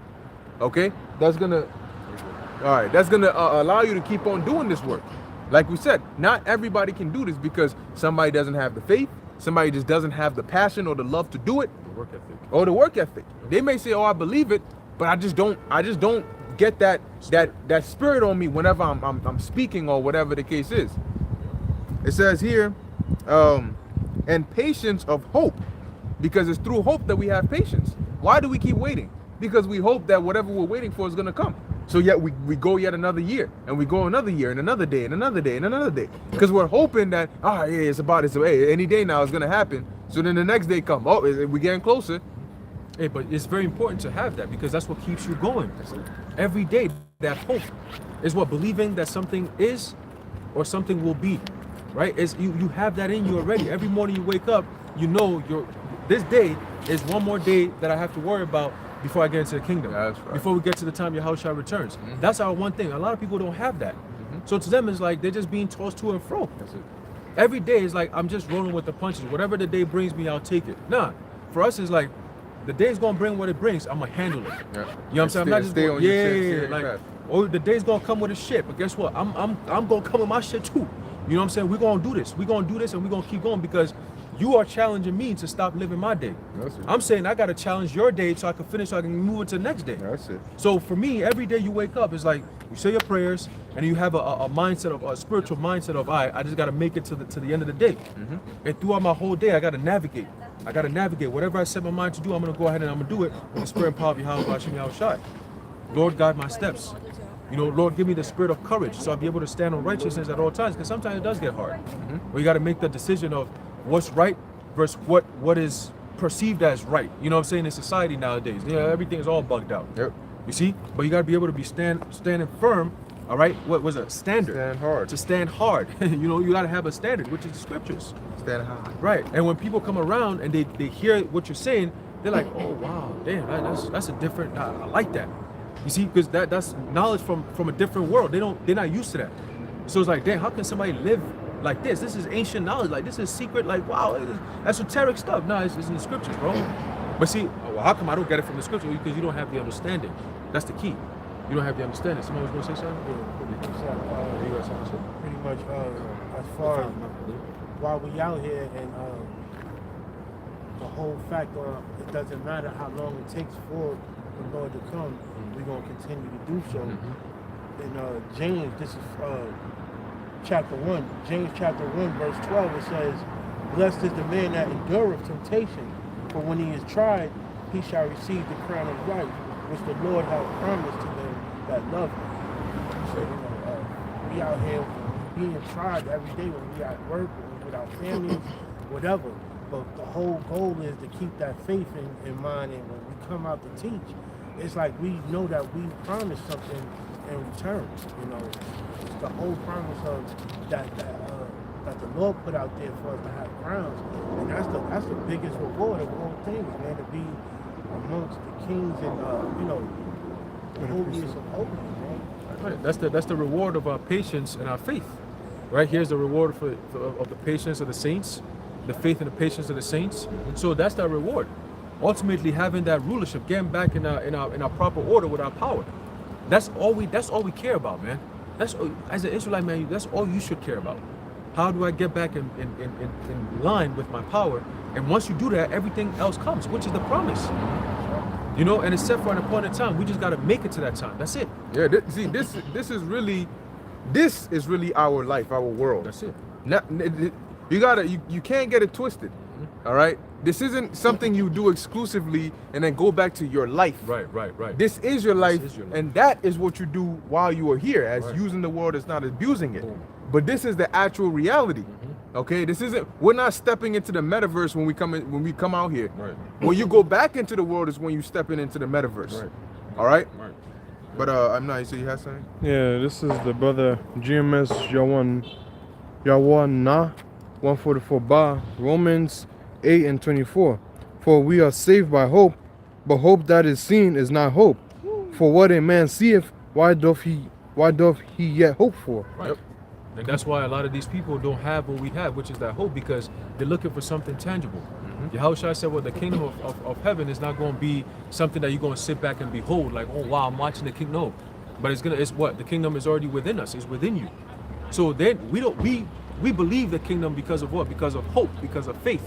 It's not physical, because then that wouldn't be hope, man. That wouldn't be hope, because you already have it there. What are you hoping for? Something that you already see. You see? But go ahead. Yeah, if you say, well, I hope, when are you ever gonna say, I hope I make it to work on time? You don't know. If it takes you 20 minutes to get from your house to your job, and you clock in at 9 a.m., but you leave your house at 7 a.m., you're not gonna say, I hope I make it to work on time. The only times you're gonna say you hope you make it to work on time is when it's uncertain, when you don't know. You don't. If the trains are running late, damn man, I hope I make it to work on time. I hope these trains don't keep fucking with me. Exactly. Or if you leave your house at 8:40, then damn, I hope I make it to work on time. Because at that point you don't know, you don't see it, right? So you're hoping that you can gain whatever it is that you don't see. But if you leave, you driving there, or you got an Uber ride and it's already 7, you ain't gonna say, damn, I really hope I make it to work on time. Right. It says, oh, your ETA 30 minutes. Right. I hope I make it 30 minutes. Right. Like, nigga, you got a whole hour left. What That's are you it. That's exactly. Exactly. Yeah. Right. But go ahead. But if we hope for that we see not, then do we with patience wait for it? Yeah, that's why when you hope for something that you see not, you with patience wait for it. Because the only thing you can do is wait and continue to hope. By waiting, you're continuing to hope. You're continuing to hope that you're working towards it. You're working towards it. Because if you, like we said, if you already knew what it was, what do you need patience for? You already know. But as a matter of fact, you gotta have patience to find out if your hope is right or not. As you're going, you speed walking. The second you get there, then you check the time. Yo, shit, are you running a little faster? But you got to get to that. You got to clock in to find out, shit, did I make it? Am I late? Am I on time? Whatever the case is, But concerning this truth, what our hope is for the kingdom, which we don't see right now, but we believe. It's funny how we believe something that we don't see more than certain things that we do see. Right. We believe in the Yahweh Hashem Yahushai more than you believe the words of the Lord that you don't see more than some people that you do see. True. Somebody tells you, yo, I got you, don't worry, whatever happens, man, just give me a call. you cannot rely on that more than you can rely on the Lord. Right. And yet you don't physically hear the Lord telling you that. You don't see the Lord. But you know that if something dire happened, the first thing you're doing instinctively is praying before even trying to call 911 or trying to call your friend or your brother or whatever the case is. Instantly. So that goes to show that our belief in the Most High is even though we don't see him, is stronger. Why? Because it's through faith. Right. You know, that's why the scriptures say, curses the man that maketh arm his flesh, or putteth his trust in man. Right. Because man can always, what does the scripture say? The Most High is not a man that he should repent, right? A man that he should lie, nor the son of man that he should repent. When you repent, it means you turn back. So the Most High, once he gives his word, he's not going to turn back. A man is not so. Neither is the son of man is going. Man, somebody tells you, people talk based on condition. Yep. When you have money in your pockets, it's easy to say, yo, bro, hit me up whenever I got you. Does that stay true when you're broke? Nope. How are you going to get that? Bro, I'm sorry, I know I said it, but, and that's why you have things like contracts. Yep. Because they know that people are liable to lying to your ass or telling you something that they're not really prepared for. Right. Yo, you trying to go out next Saturday? Yeah, bro, I'm down, man. Because in the moment, you feel like you're down. Friday night comes up and I'm not trying to go. Yo, I woke up, man. I don't know how I'm feeling right now. I don't think I can make it this Saturday. Yeah. See, if the Most High tells you next Saturday, boom, that's it. Hey, and that's heavy too. Like going back to what you said about the Most High is your first step with everything you do. Even when you're in trouble, you call upon the Lord. Even when you have a solution to your problems, you call upon the Lord. Yep. Why? You're not just saying, "Oh, I'm praying to the Lord." No, you're praying to the Lord so He can make sure that whatever it is that you're saying that you're gonna do will come to what? To fruition or be a success. So even if you're in an emergency, the first thing is you call upon the Lord, and then you have to call 911. Oh, well, you pray that, Lord, I hope 911 is able to respond. I hope everything goes well. I have a solution for this problem, but Lord, I pray that this solution, you help me through the solution so I can solve this problem. You see? So when people say, oh, but I don't want to call upon God only when I need Him. It's not, you stop doing that. Cut that shit out. All right? It's like talking to your pops and saying, Dad, I feel bad coming to you to ask you for stuff because I don't want to feel like I only call you when I need you. He's going to be like, who the fuck else are you going to call to? Like, I feel some type of way as my son or my daughter saying, I feel bad asking you for something. What did the pops always say? Listen, if you want anything, just ask. He always said that. He said, Dad, may I please so. Now you say what you got to say. How am I going to know you need it if you don't ask me? But if you do ask and I have, I'll be able to, what? Cater to you. Right. Now, you could say, well, I didn't want to come to you to ask you because I was afraid that maybe I'm bothering you. You'd be like, well, I didn't know. I might have had your solution to your problems. It would have been much easier, but you didn't come to me. Right. So you got to always go to the Lord, man, no matter what it is. If you're an Israelite by default, you got to speak to your Lord. Well, scripture says the Lord's ears too heavy that he cannot hear. Right. Or his hands too short that he cannot save. save. Clearly that's not the case, right? So what are your concerns? Why couldn't you come and state your concerns before? What did the Lord tell David? If you wanted such and such, I would have given you such and such. You didn't have to go and take another man's woman. If you wanted more women, I would have given you more women. Although it's spiritual, the Lord did put the spirit on him to do it anyway, but even still, it's a part of the script. I got a precept here. Like you mentioned, you said the first thing you do is pray. Right. And that should be habitual. It should be a spiritually, it should be an innate behavior. Look that word up. All right, yeah, by default, that's what you should do. Pray. That's the first thing you do. That's the key to turning on the engine. No, Always that's remember a good this, one, but that's not. And it will play a very key role when the time of trouble comes. Yep. You want to spark that engine, you pray. That's the first thing. Prayer is like getting in your car and starting up the car. That's how you start your morning. Every day you got to pray. That's how you get the engine going. Yep. You see, and you're gonna be cruising every day if you start praying and really like believe that, man. Because you've spoken to the Lord about it, so your whole day is different. It's different when you don't speak to the Lord. Now you're uncomfortable. Because you're like, damn, Lord, You're struggling. Everything is difficult. Every small thing, shit, he probably jacking me up now. Oh man, you get paranoid. Every little thing you see a cop behind you, oh, he's gonna pull me over. Then now you want to pray. Yeah. But if you pray before, you have confidence. Like, what the hell did I do wrong? I spoke to the Lord. Everything is good. I pray to keep me and my brothers, my sisters, my family, everybody protected. Brothers going out there from where they're going back home. You pray for all that. So when you hear something weird happens, you're like, okay, there's a reason why it happened. Hold on, let's get back to that. Okay, what you said? Okay, your car broke down. Okay, come on, I'll be there in a few. You're not panicking because damn it, it's not like I did something wrong or nothing. Yeah, because whatever you're gonna do, the Most High is the one who sets it to succeed or to fail. That's it. So before you begin to do it, you got to pray to the Lord for success, for good. Now I'm not even gonna say fortune, but for good success. And then you go ahead and do whatever it is you're gonna do. That Lord willing, your outcome may be the desired outcome that you want. Now this is the book of Sirach, chapter 38, verse 9. It says, "My son, in thy sickness, be not negligent, but pray unto the Lord, and he will make thee whole." There's also another scripture in the book of Psalms, I think 103, where it says, "Blessed be the Lord who healeth all thine infirmities." So it says, verse 10, "Leave off from sin, and order thine hands aright, and cleanse thy heart from all wickedness." And an example of this was Hezekiah, who prayed, and the Lord added 15 more years onto his life. "Give a sweet savor and a memorial of fine flour, and make a fat offering as not being. Then give place to the physician, for the Lord hath created him. Let him not go from thee, for thou hast need of him." So you see the advice the scriptures give? It doesn't say just do one or just do the other. It says do both. Meaning, don't just say, well, if you know this is something that you actually need a physician to take care of you, don't say, well, I prayed, now I'm going to just sit there and do nothing. That's why the Lord gave you a working brain, and that's why he created the physician. That's why it says you have need of him. But in order for him to be successful, you need to pray to the Lord. Because just because you get operated on doesn't mean that you're going to make it. The Lord determines the outcome.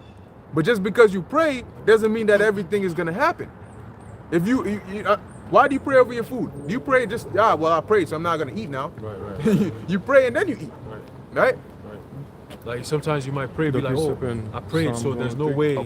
way if there's a poison in here, it's gonna get me. No, maybe the Lord, you prayed, so the Lord, And then even though there's poison in the food, That's it. it's not gonna affect you. You might be like, damn, everybody ate the same food. They You shall all eat have poison and diarrhea. live. Right? Yeah, you shall eat poison and live. Does Everybody got that some mean type go of- and eat poison? Exactly. That's not what it means. It means that your food is defiled. It's all poison. What you're drinking it has chemicals that should never be in your Toxin. drinking water. It's toxins. What's in your food should never be in your food.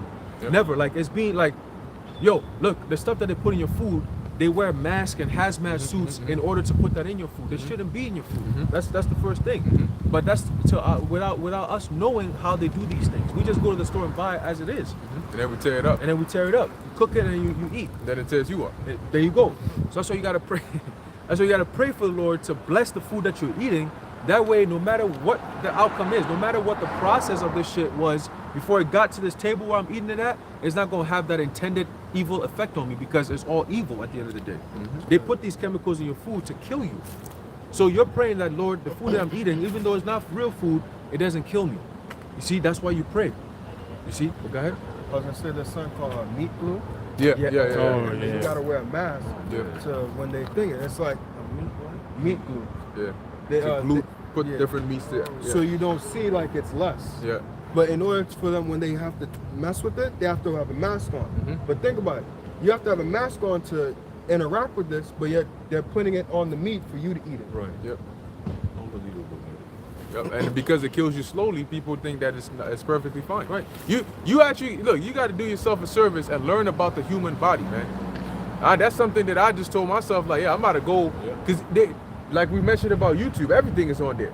Just type in the human body, and there's different videos. They show the 3D model, and they'll explain to you every main parts of the human body, how it works. And when it tells you how it works, you know, what should you do, what shouldn't you do. And I'm sure you're gonna find something that you currently do habitually that you shouldn't be doing for your body. That's right. And that way you can know, yo, these things that you know what, I can't do everything, but the things that I can consciously avoid, let me do that. Because now I know. Right. Laziness kills. Yeah. If you're look, if you have a positive attitude to learn, life will not be as difficult for you. That's Because right. anything you don't know, you have an opportunity to know. That's it. I don't know how to do this. People get upset and frustrated. Anytime I think about it, I get mad. Right. So go learn how to do it. Study it, man. I'm bad at mathematics. So go learn, you know what I mean? Like, Practice. here's how everything works. When you start at it, you suck at it. The more time you spend doing it, you get better at it. So if you want to know how to do something, you got to have patience and you got to have dedication. You got to say, you know what? Let me actually learn, how does this actually work? When you drive in a car and it's always breaking down on you and you don't know why, take the time to learn about cars. Oh, how do cars work? that time that you take to learn about it will save you years of headaches in the future. But laziness, again, now I gotta sit here and read about how the engine and the ignition and the transmission and all these things. But it'll save you from looking like a fool when you take this new chick out and the car breaks down, and now you standing here with a wrench in your hand, you looking around and shit. What I think is this one. You go touch the battery and shit. That shit shocked your ass. Yeah. Now she telling you, wait, no, babe, I think it's this one. Are you mad nervous touching the shit? The You shit light setting up. prayers up left and right. You know, it's like trying to do the jump starter. Yeah. You know, you don't know how to do something so simple. Your Eve is like, oh, my car can't start up. And you pull up, oh yeah, I can start. You got the jumper cables, and you thinking about it the whole time, man, nervous and shit. Like, shit, I don't even know how to do this. You walking shit. extra slow Yeah, and you shit. get there like, yo, this shit cry. Yo, pull up on YouTube real quick. You're like, watch this I shit already go- know it. I just want you to Yeah, confirm like it's real been quick, a while. you know. Hold on a second. Let me see. I think the red go with the red. No, the black. Hold on. This shit said it could light up though. Now you start getting nervous, and then she's standing there all confident, knowing that you got this right. You open the hood. The hood. Yeah. Now you stand there shaking. Your hands are shaking. You bringing the shit closer, and then the shit light up. Hey, yo, hold on. Turn off the car first. Hold on, don't turn it on yet. You know, that's what happens. Baby, I know what I'm doing. I know. Hold on. It's like, Yo, just pull up the YouTube, man. And then the worst part is, you want me to get the other guy who's fast? You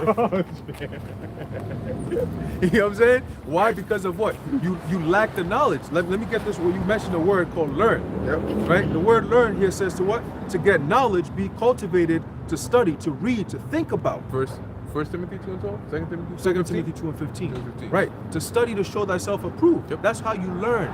You cultivate. What do you cultivate? Your mind and your spirit. Right. And ultimately your body as well. That's right. Because now, okay, these are what's good for my body. That's gonna help with what? The vehicle in which your spirit is dwelling in. Yep.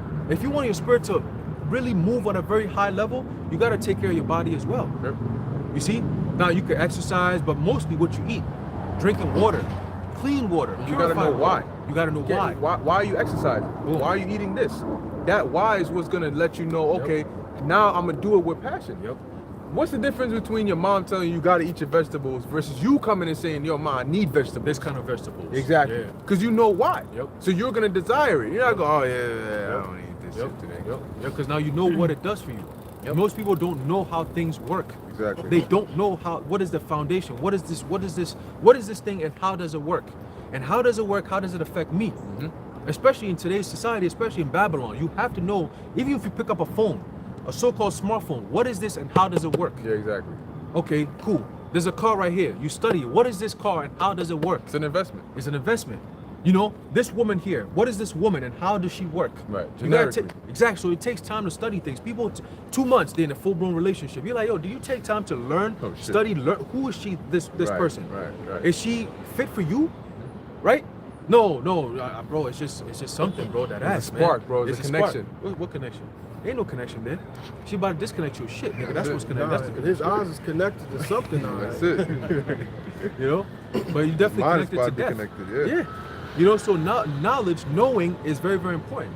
They say, oh, it's science. Science what means what to know. But what are you really knowing?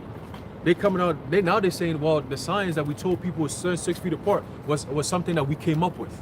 How you gonna tell people after 2 years of struggling, living a horrible, miserable life, you just gonna pop up and say, oh, all the things that you had to live by, we just came up with it. But wait, hold on 1 second though. When we told you during that whole time that this is all straight up BS, you said, no, you guys are crazy. Right, you guys are crazy. But now Trust ain't the nobody science. came and said, oh, you know what?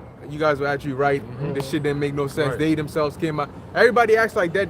Yep. Well, I mean, I guess it is what it is, right? They said that it wasn't fair. All right, let's leave it at that. Yep. Water under the bridge. No, nigga, it ain't water under the bridge. Because that means everything else we said that's gonna happen is also gonna come to pass. And at that point, you're gonna wish you apologize, but you can't. Because you're gonna be getting your ass carried to a FEMA camp. You about to be starved the hell out. You about to be put a gun right to your head. Your head is about to be in a guillotine. You about to be homeless very soon. You about to have to fend for yourself when you got people, gangs banding together to feed themselves, to feed their communities, man. So it's gonna be community against community, house against house, neighbor against neighbor, city against city. What are you gonna do then? I got some more here. So back in, and then I know you holding some precepts, right? Oh, yeah. Good stuff. So this is Sirach 38, verse, continuing at verse 12. Then give place to the physician, for the Lord hath created him. Let him not go from thee, for thou hast need of him. There is a time when in their hands there is good success, for they shall also pray unto the Lord that he would prosper that which they give for ease and remedy to prolong life. But guess what? Here, they don't pray unto the Lord. Your physician might be an atheist. Your physician has to take a Hippocratic oath and swear to Greek gods. Right. Hippocrates was either I forget if he was a Greek god or a Greek philosopher or whatever the case is. But in their oath, they tell you to what Hermes and all these different healing gods. Yep, that's it, Mr. Greek. You know, the healing. They tell you do all this, and they pray. By these guys, we're gonna practice medicine the proper way. Yep. They don't pray unto the Lord. And then it says here, They pray unto gods. right? Those Hippocratic oaths and all that shit, that's all going into what? Pagan gods. Yep.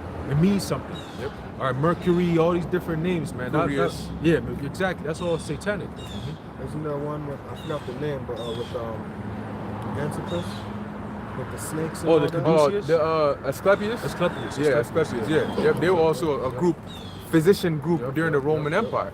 And the thing is, you tell people this, right? And they don't know about it, but yet they just, yeah, whatever. And then but they'll be the same people who tell you, man, I'm a holy person. I only deal with holiness. I don't do no other stuff. And then you try to tell them, well, since you said you were holy, I'm just letting you know that those same, you want to become a physician, just know that you have to take this oath. That's it. Nah, you just, yeah, whatever. Because it's not something they want to hear. See? They're holy only when they want to be, Yep. but when it comes to when they have to be, they don't want to be. Like what holy really is. That's why the scriptures tell you. The Apostle Paul said what? That in every good work, reprobate, man. Right. When it comes to doing the will of the Heavenly Father, these people are void of judgment. They don't know how to do that, and that's why the Lord's reserved them for judgment and destruction. That's right. That's what's gonna happen to them. That's right. But before you go ahead, you have Oh, I was something? gonna say, just like that manifesting thing women like to do. Oh, you don't man. even know that with that stuff you're bringing demons onto you. If you try to tell them that, like, oh no, you're just going, well then everything's satanic. Well, yeah, a lot of things are. Yep. Yoga, that manifesting thing, Yep. that goes into sigils with all them demons and stuff. You know what you do when they tell you that? You pray to the Lord to put really those demons on her real quick, so she could really feel that, and the Lord will do that. Hey, you know what I'm saying? The Lord will do that. Lord, you know what? Plague her ass real quick for the same exact thing she's doing, so she can learn.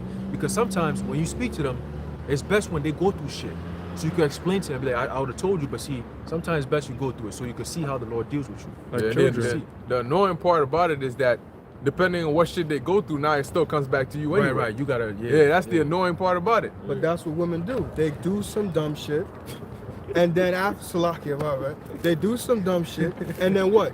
They want to come to you and be like, hey, so can you help me out? No, I told you what it was. You didn't want to listen. Now all of a sudden it's all this. That's the video, bro. That's the video. Salakia, all right. That's That's inside joke, it's inside joke. Oh, all right. But it's true. Hey, look, man, you meet a dude that you don't know.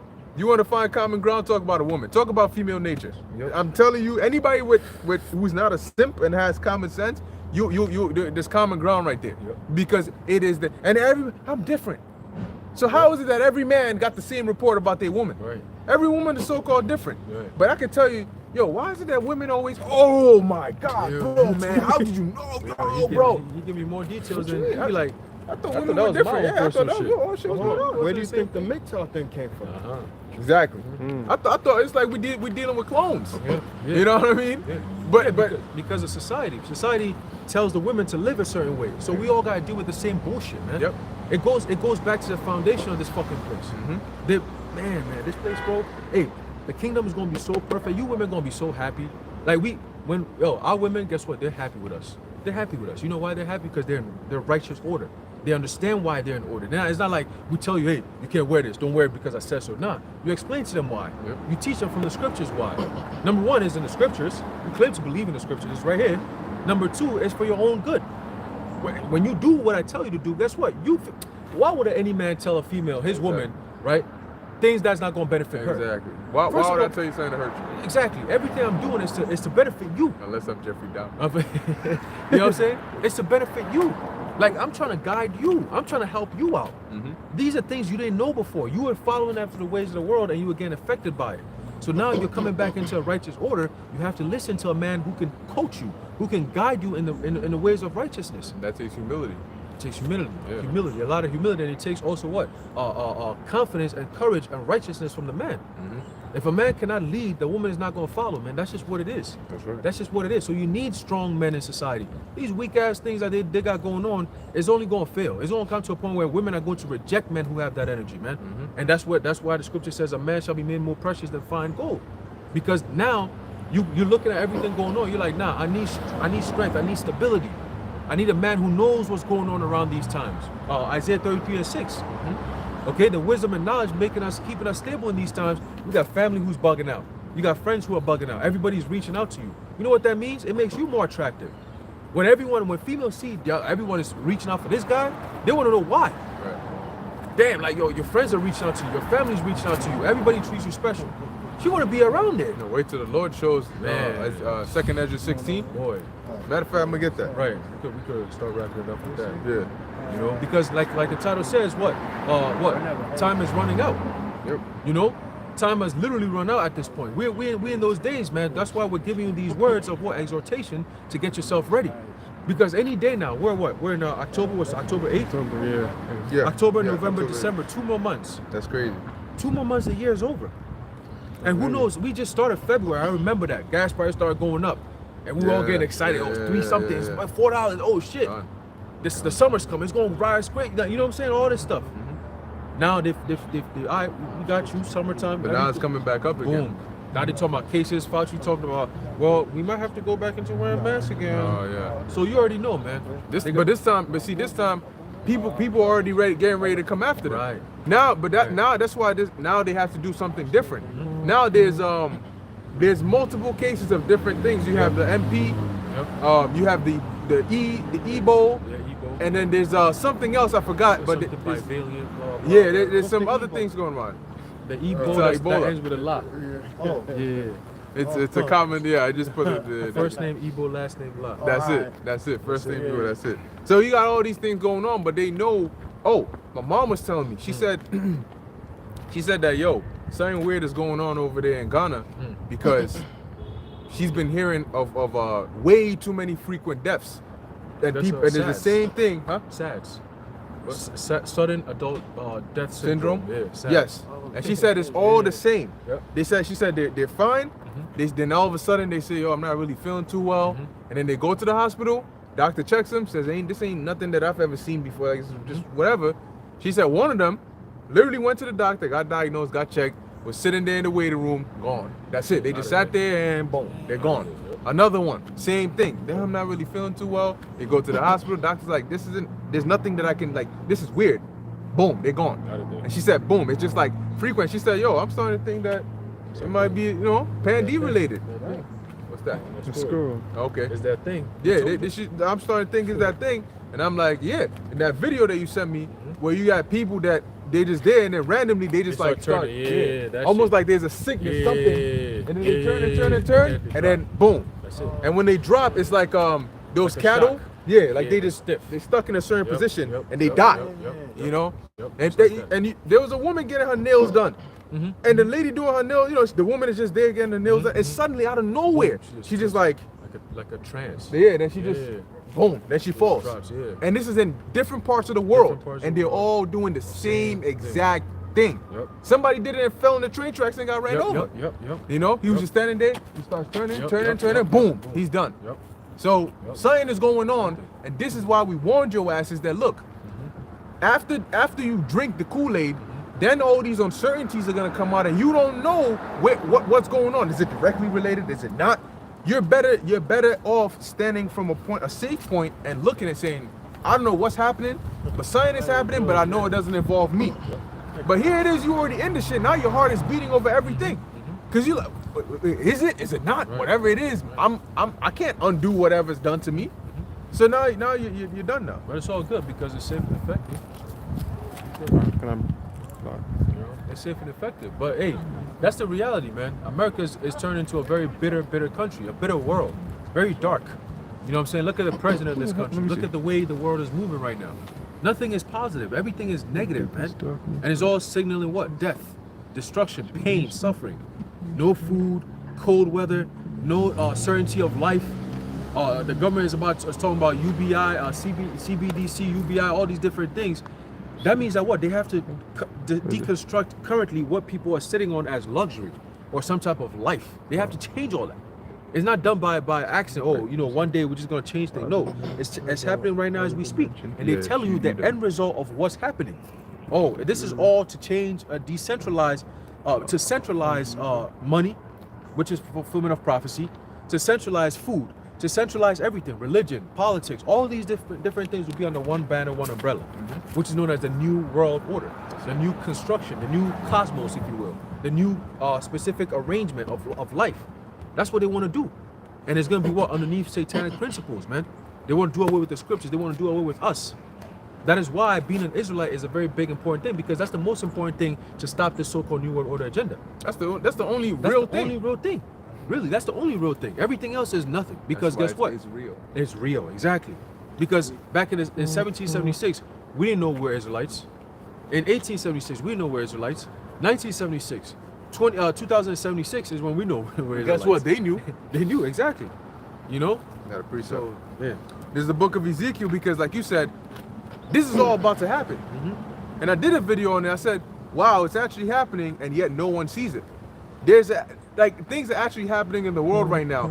Everything you think you believe in, whatever religion or belief that you're in, these devils are literally about to make war against you and push Luciferianism on you. Right. And that's actually about to happen. And we're warning people. The economy, the global economy is crashing. It's going into a recession. It's happening. Right. And yet people walking around like everything is all sweet. We're literally like during the time right before the drizzle starts to come down, during likening onto the time of Noah. You know, we're right before this hell's about to break loose, and yet everybody's acting like it's all good. This is the book of Ezekiel, chapter 9, verse 4. It says, but let me tell you something. All right, we believe what we believe. We're not gonna risk our salvation because you don't believe what we believe. Right, now, fuck that. You guys are crazy. That's fine. But when all hell breaks loose, I'd rather have been crazy to be prepared than I'm supposed to stop doing the work of the Lord because you don't believe what I believe. Are you crazy? Right. You know how infuriating that is? I don't believe what you're doing, so you should stop. Right. You should stop talking. I was gonna say, 2 Ezra 15 talks about let not the incredulity of them trouble thee. That's it. Exactly. Don't let it trouble you, because you know what? I can trouble them when all hell breaks loose. Their unbelief. It says all the unfaithful shall die in their unbelief. Exactly. Because when the time comes, they're not gonna know what's going on. Look, when we tell you people are gonna bug out, they're literally gonna bug out. Anyway, this is Ezekiel 9, verse 4. It says, and the Lord Yahweh said unto him, go through the midst of the city, through the midst of Jerusalem, and set a mark upon the foreheads of the men that sigh and that cry for all the abominations that be done in the midst thereof. And that mark is in the Hebrew thawa, which is being exempt from judgment. This is why we're out here, that we may have this exemption upon us, that when all hell starts breaking loose, because you know what's a form of judgment? Famine. So if you're exempt from famine, you're going to eat. Yeah. A form of judgment is pestilence. If you're exempt from that, you're not going to get hit with those. Now from there, I just wanted to get that point. I'm going to jump to 2 Ezra 16, and that's it from my end. This is the book of 2 Ezra, chapter 16, verse, just going to the point, verse 68. For behold, the burning wrath of a great multitude is kindled over you. See, it's already kindled. Yep. It says, and they shall take away certain of you. And what does it mean to kindle? It means what? To start. So it's already been started. That war has already been started ever since we knew who we were as Israelites. And you always hear the story of the apostles who say that you had this one time when their elders were out there, and you had this black limo that pulled up, and somebody in a suit pulled up and said, how the hell did you guys have this truth? How did you get this information? You read the sign and everything. Yeah. Hey, how did you know? How did you know this? How did you know that? That's when that burning wrath of the multitude was kindled. Because at that point they're like, that's why they have those Project Megiddos and all that written up. Rex 84 and all that. Guess why do you think they got all this whole migrant crisis going on? That's to kick into Rex 84. Because when you read Rex 84, they're talking about the exact same thing that's happening now. There's going to be an influx of so-called illegal immigrants that come in here, and that's how they do the rounding up. And they're going to use that rounding up because what communities are these people going into? These so-called migrants. Also, now what do you have? You have a merge of quote unquote illegal immigrants and regular civilians, and you cannot identify who's who. Somebody's committing crimes here. Are you show me ID? Now you need some identification for everybody. Real ID. Right, because you didn't check these immigrants before they came in here. You let them come in here first. So now you got to check everybody before. Catalyst to Yeah. find out who's illegal and who's not. It's Who all exactly. done by design. Need Bro. It's ID. not stupid. You know, when you study their tricks, you be like, this is exactly what they're doing. You sometimes you sit back and be like, nah, but then it's yeah, nah, yeah. Yeah, nah, yeah. Quick point I just want to make. So when you mentioned kindling, right? Like the brother lighted this incense a little earlier. Now, since it's kindled, right? Now what's going to happen? Now you got to go through the incense. Now, once it started, now you got to go through the whole thing until it's finished. That's it. It's gonna That's keep gonna be burning. the prophecies. So going on, it says here, for behold, the burning wrath of a great multitude is kindled over you. Just like he kindled it over the incense, what did it do to the incense? It burnt it. So it's kindled over you. That means what's it getting ready to do to you? Burn. It says, and they shall take away certain of you and feed you, being idle with things offered unto idols. And they that consent unto them shall be had in derision and in reproach and trodden underfoot. Right, and that's when the FEMA executive orders come into play.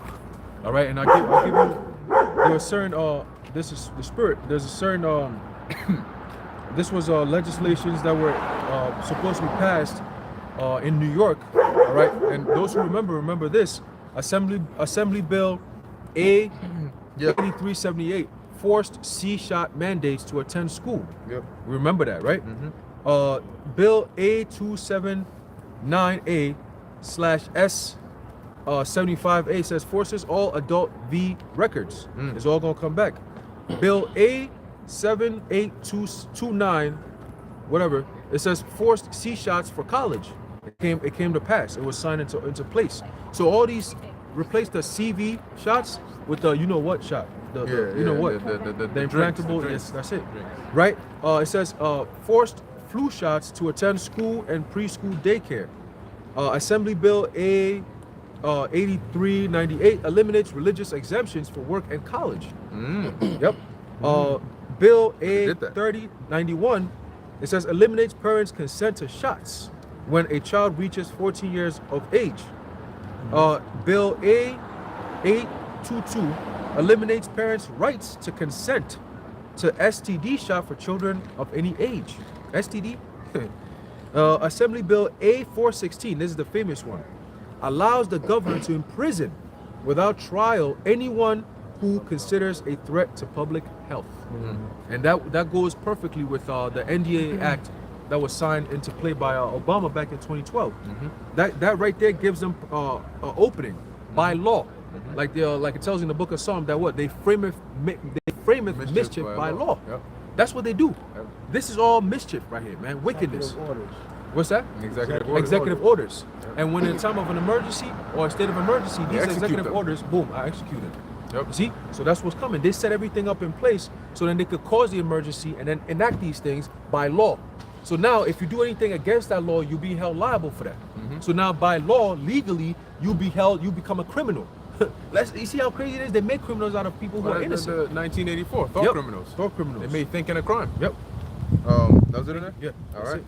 So this is that's just a reminder of what they have already in store by law, executive orders and all that. So when the time comes, it's not easy for them to say, "Hey, martial law, everybody get rounded up if you're not doing this, and that, and the third."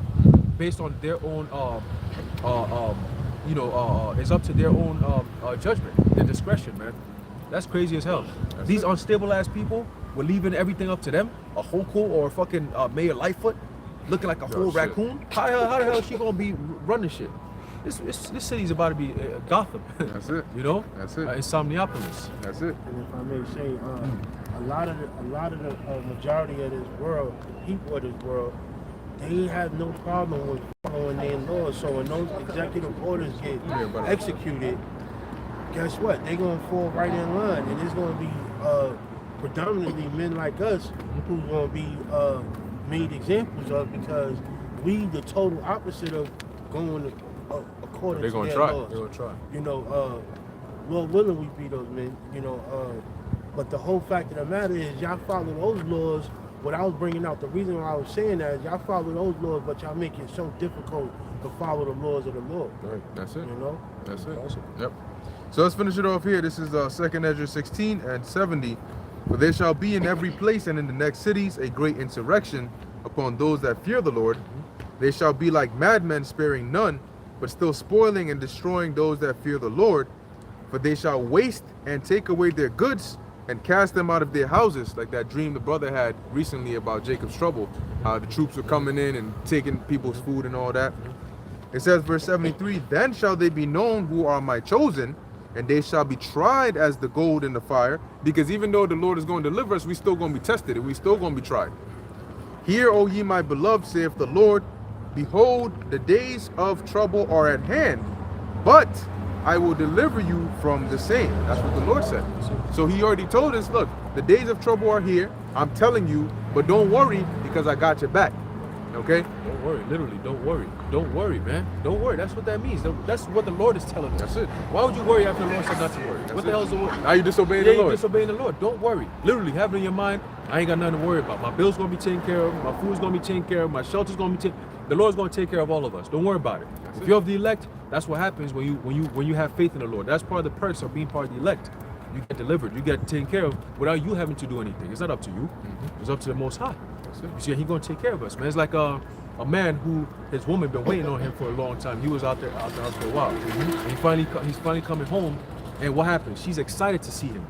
She smells so good. She been waiting. Her house is clean. You know what I'm saying? The food is ready. Everything.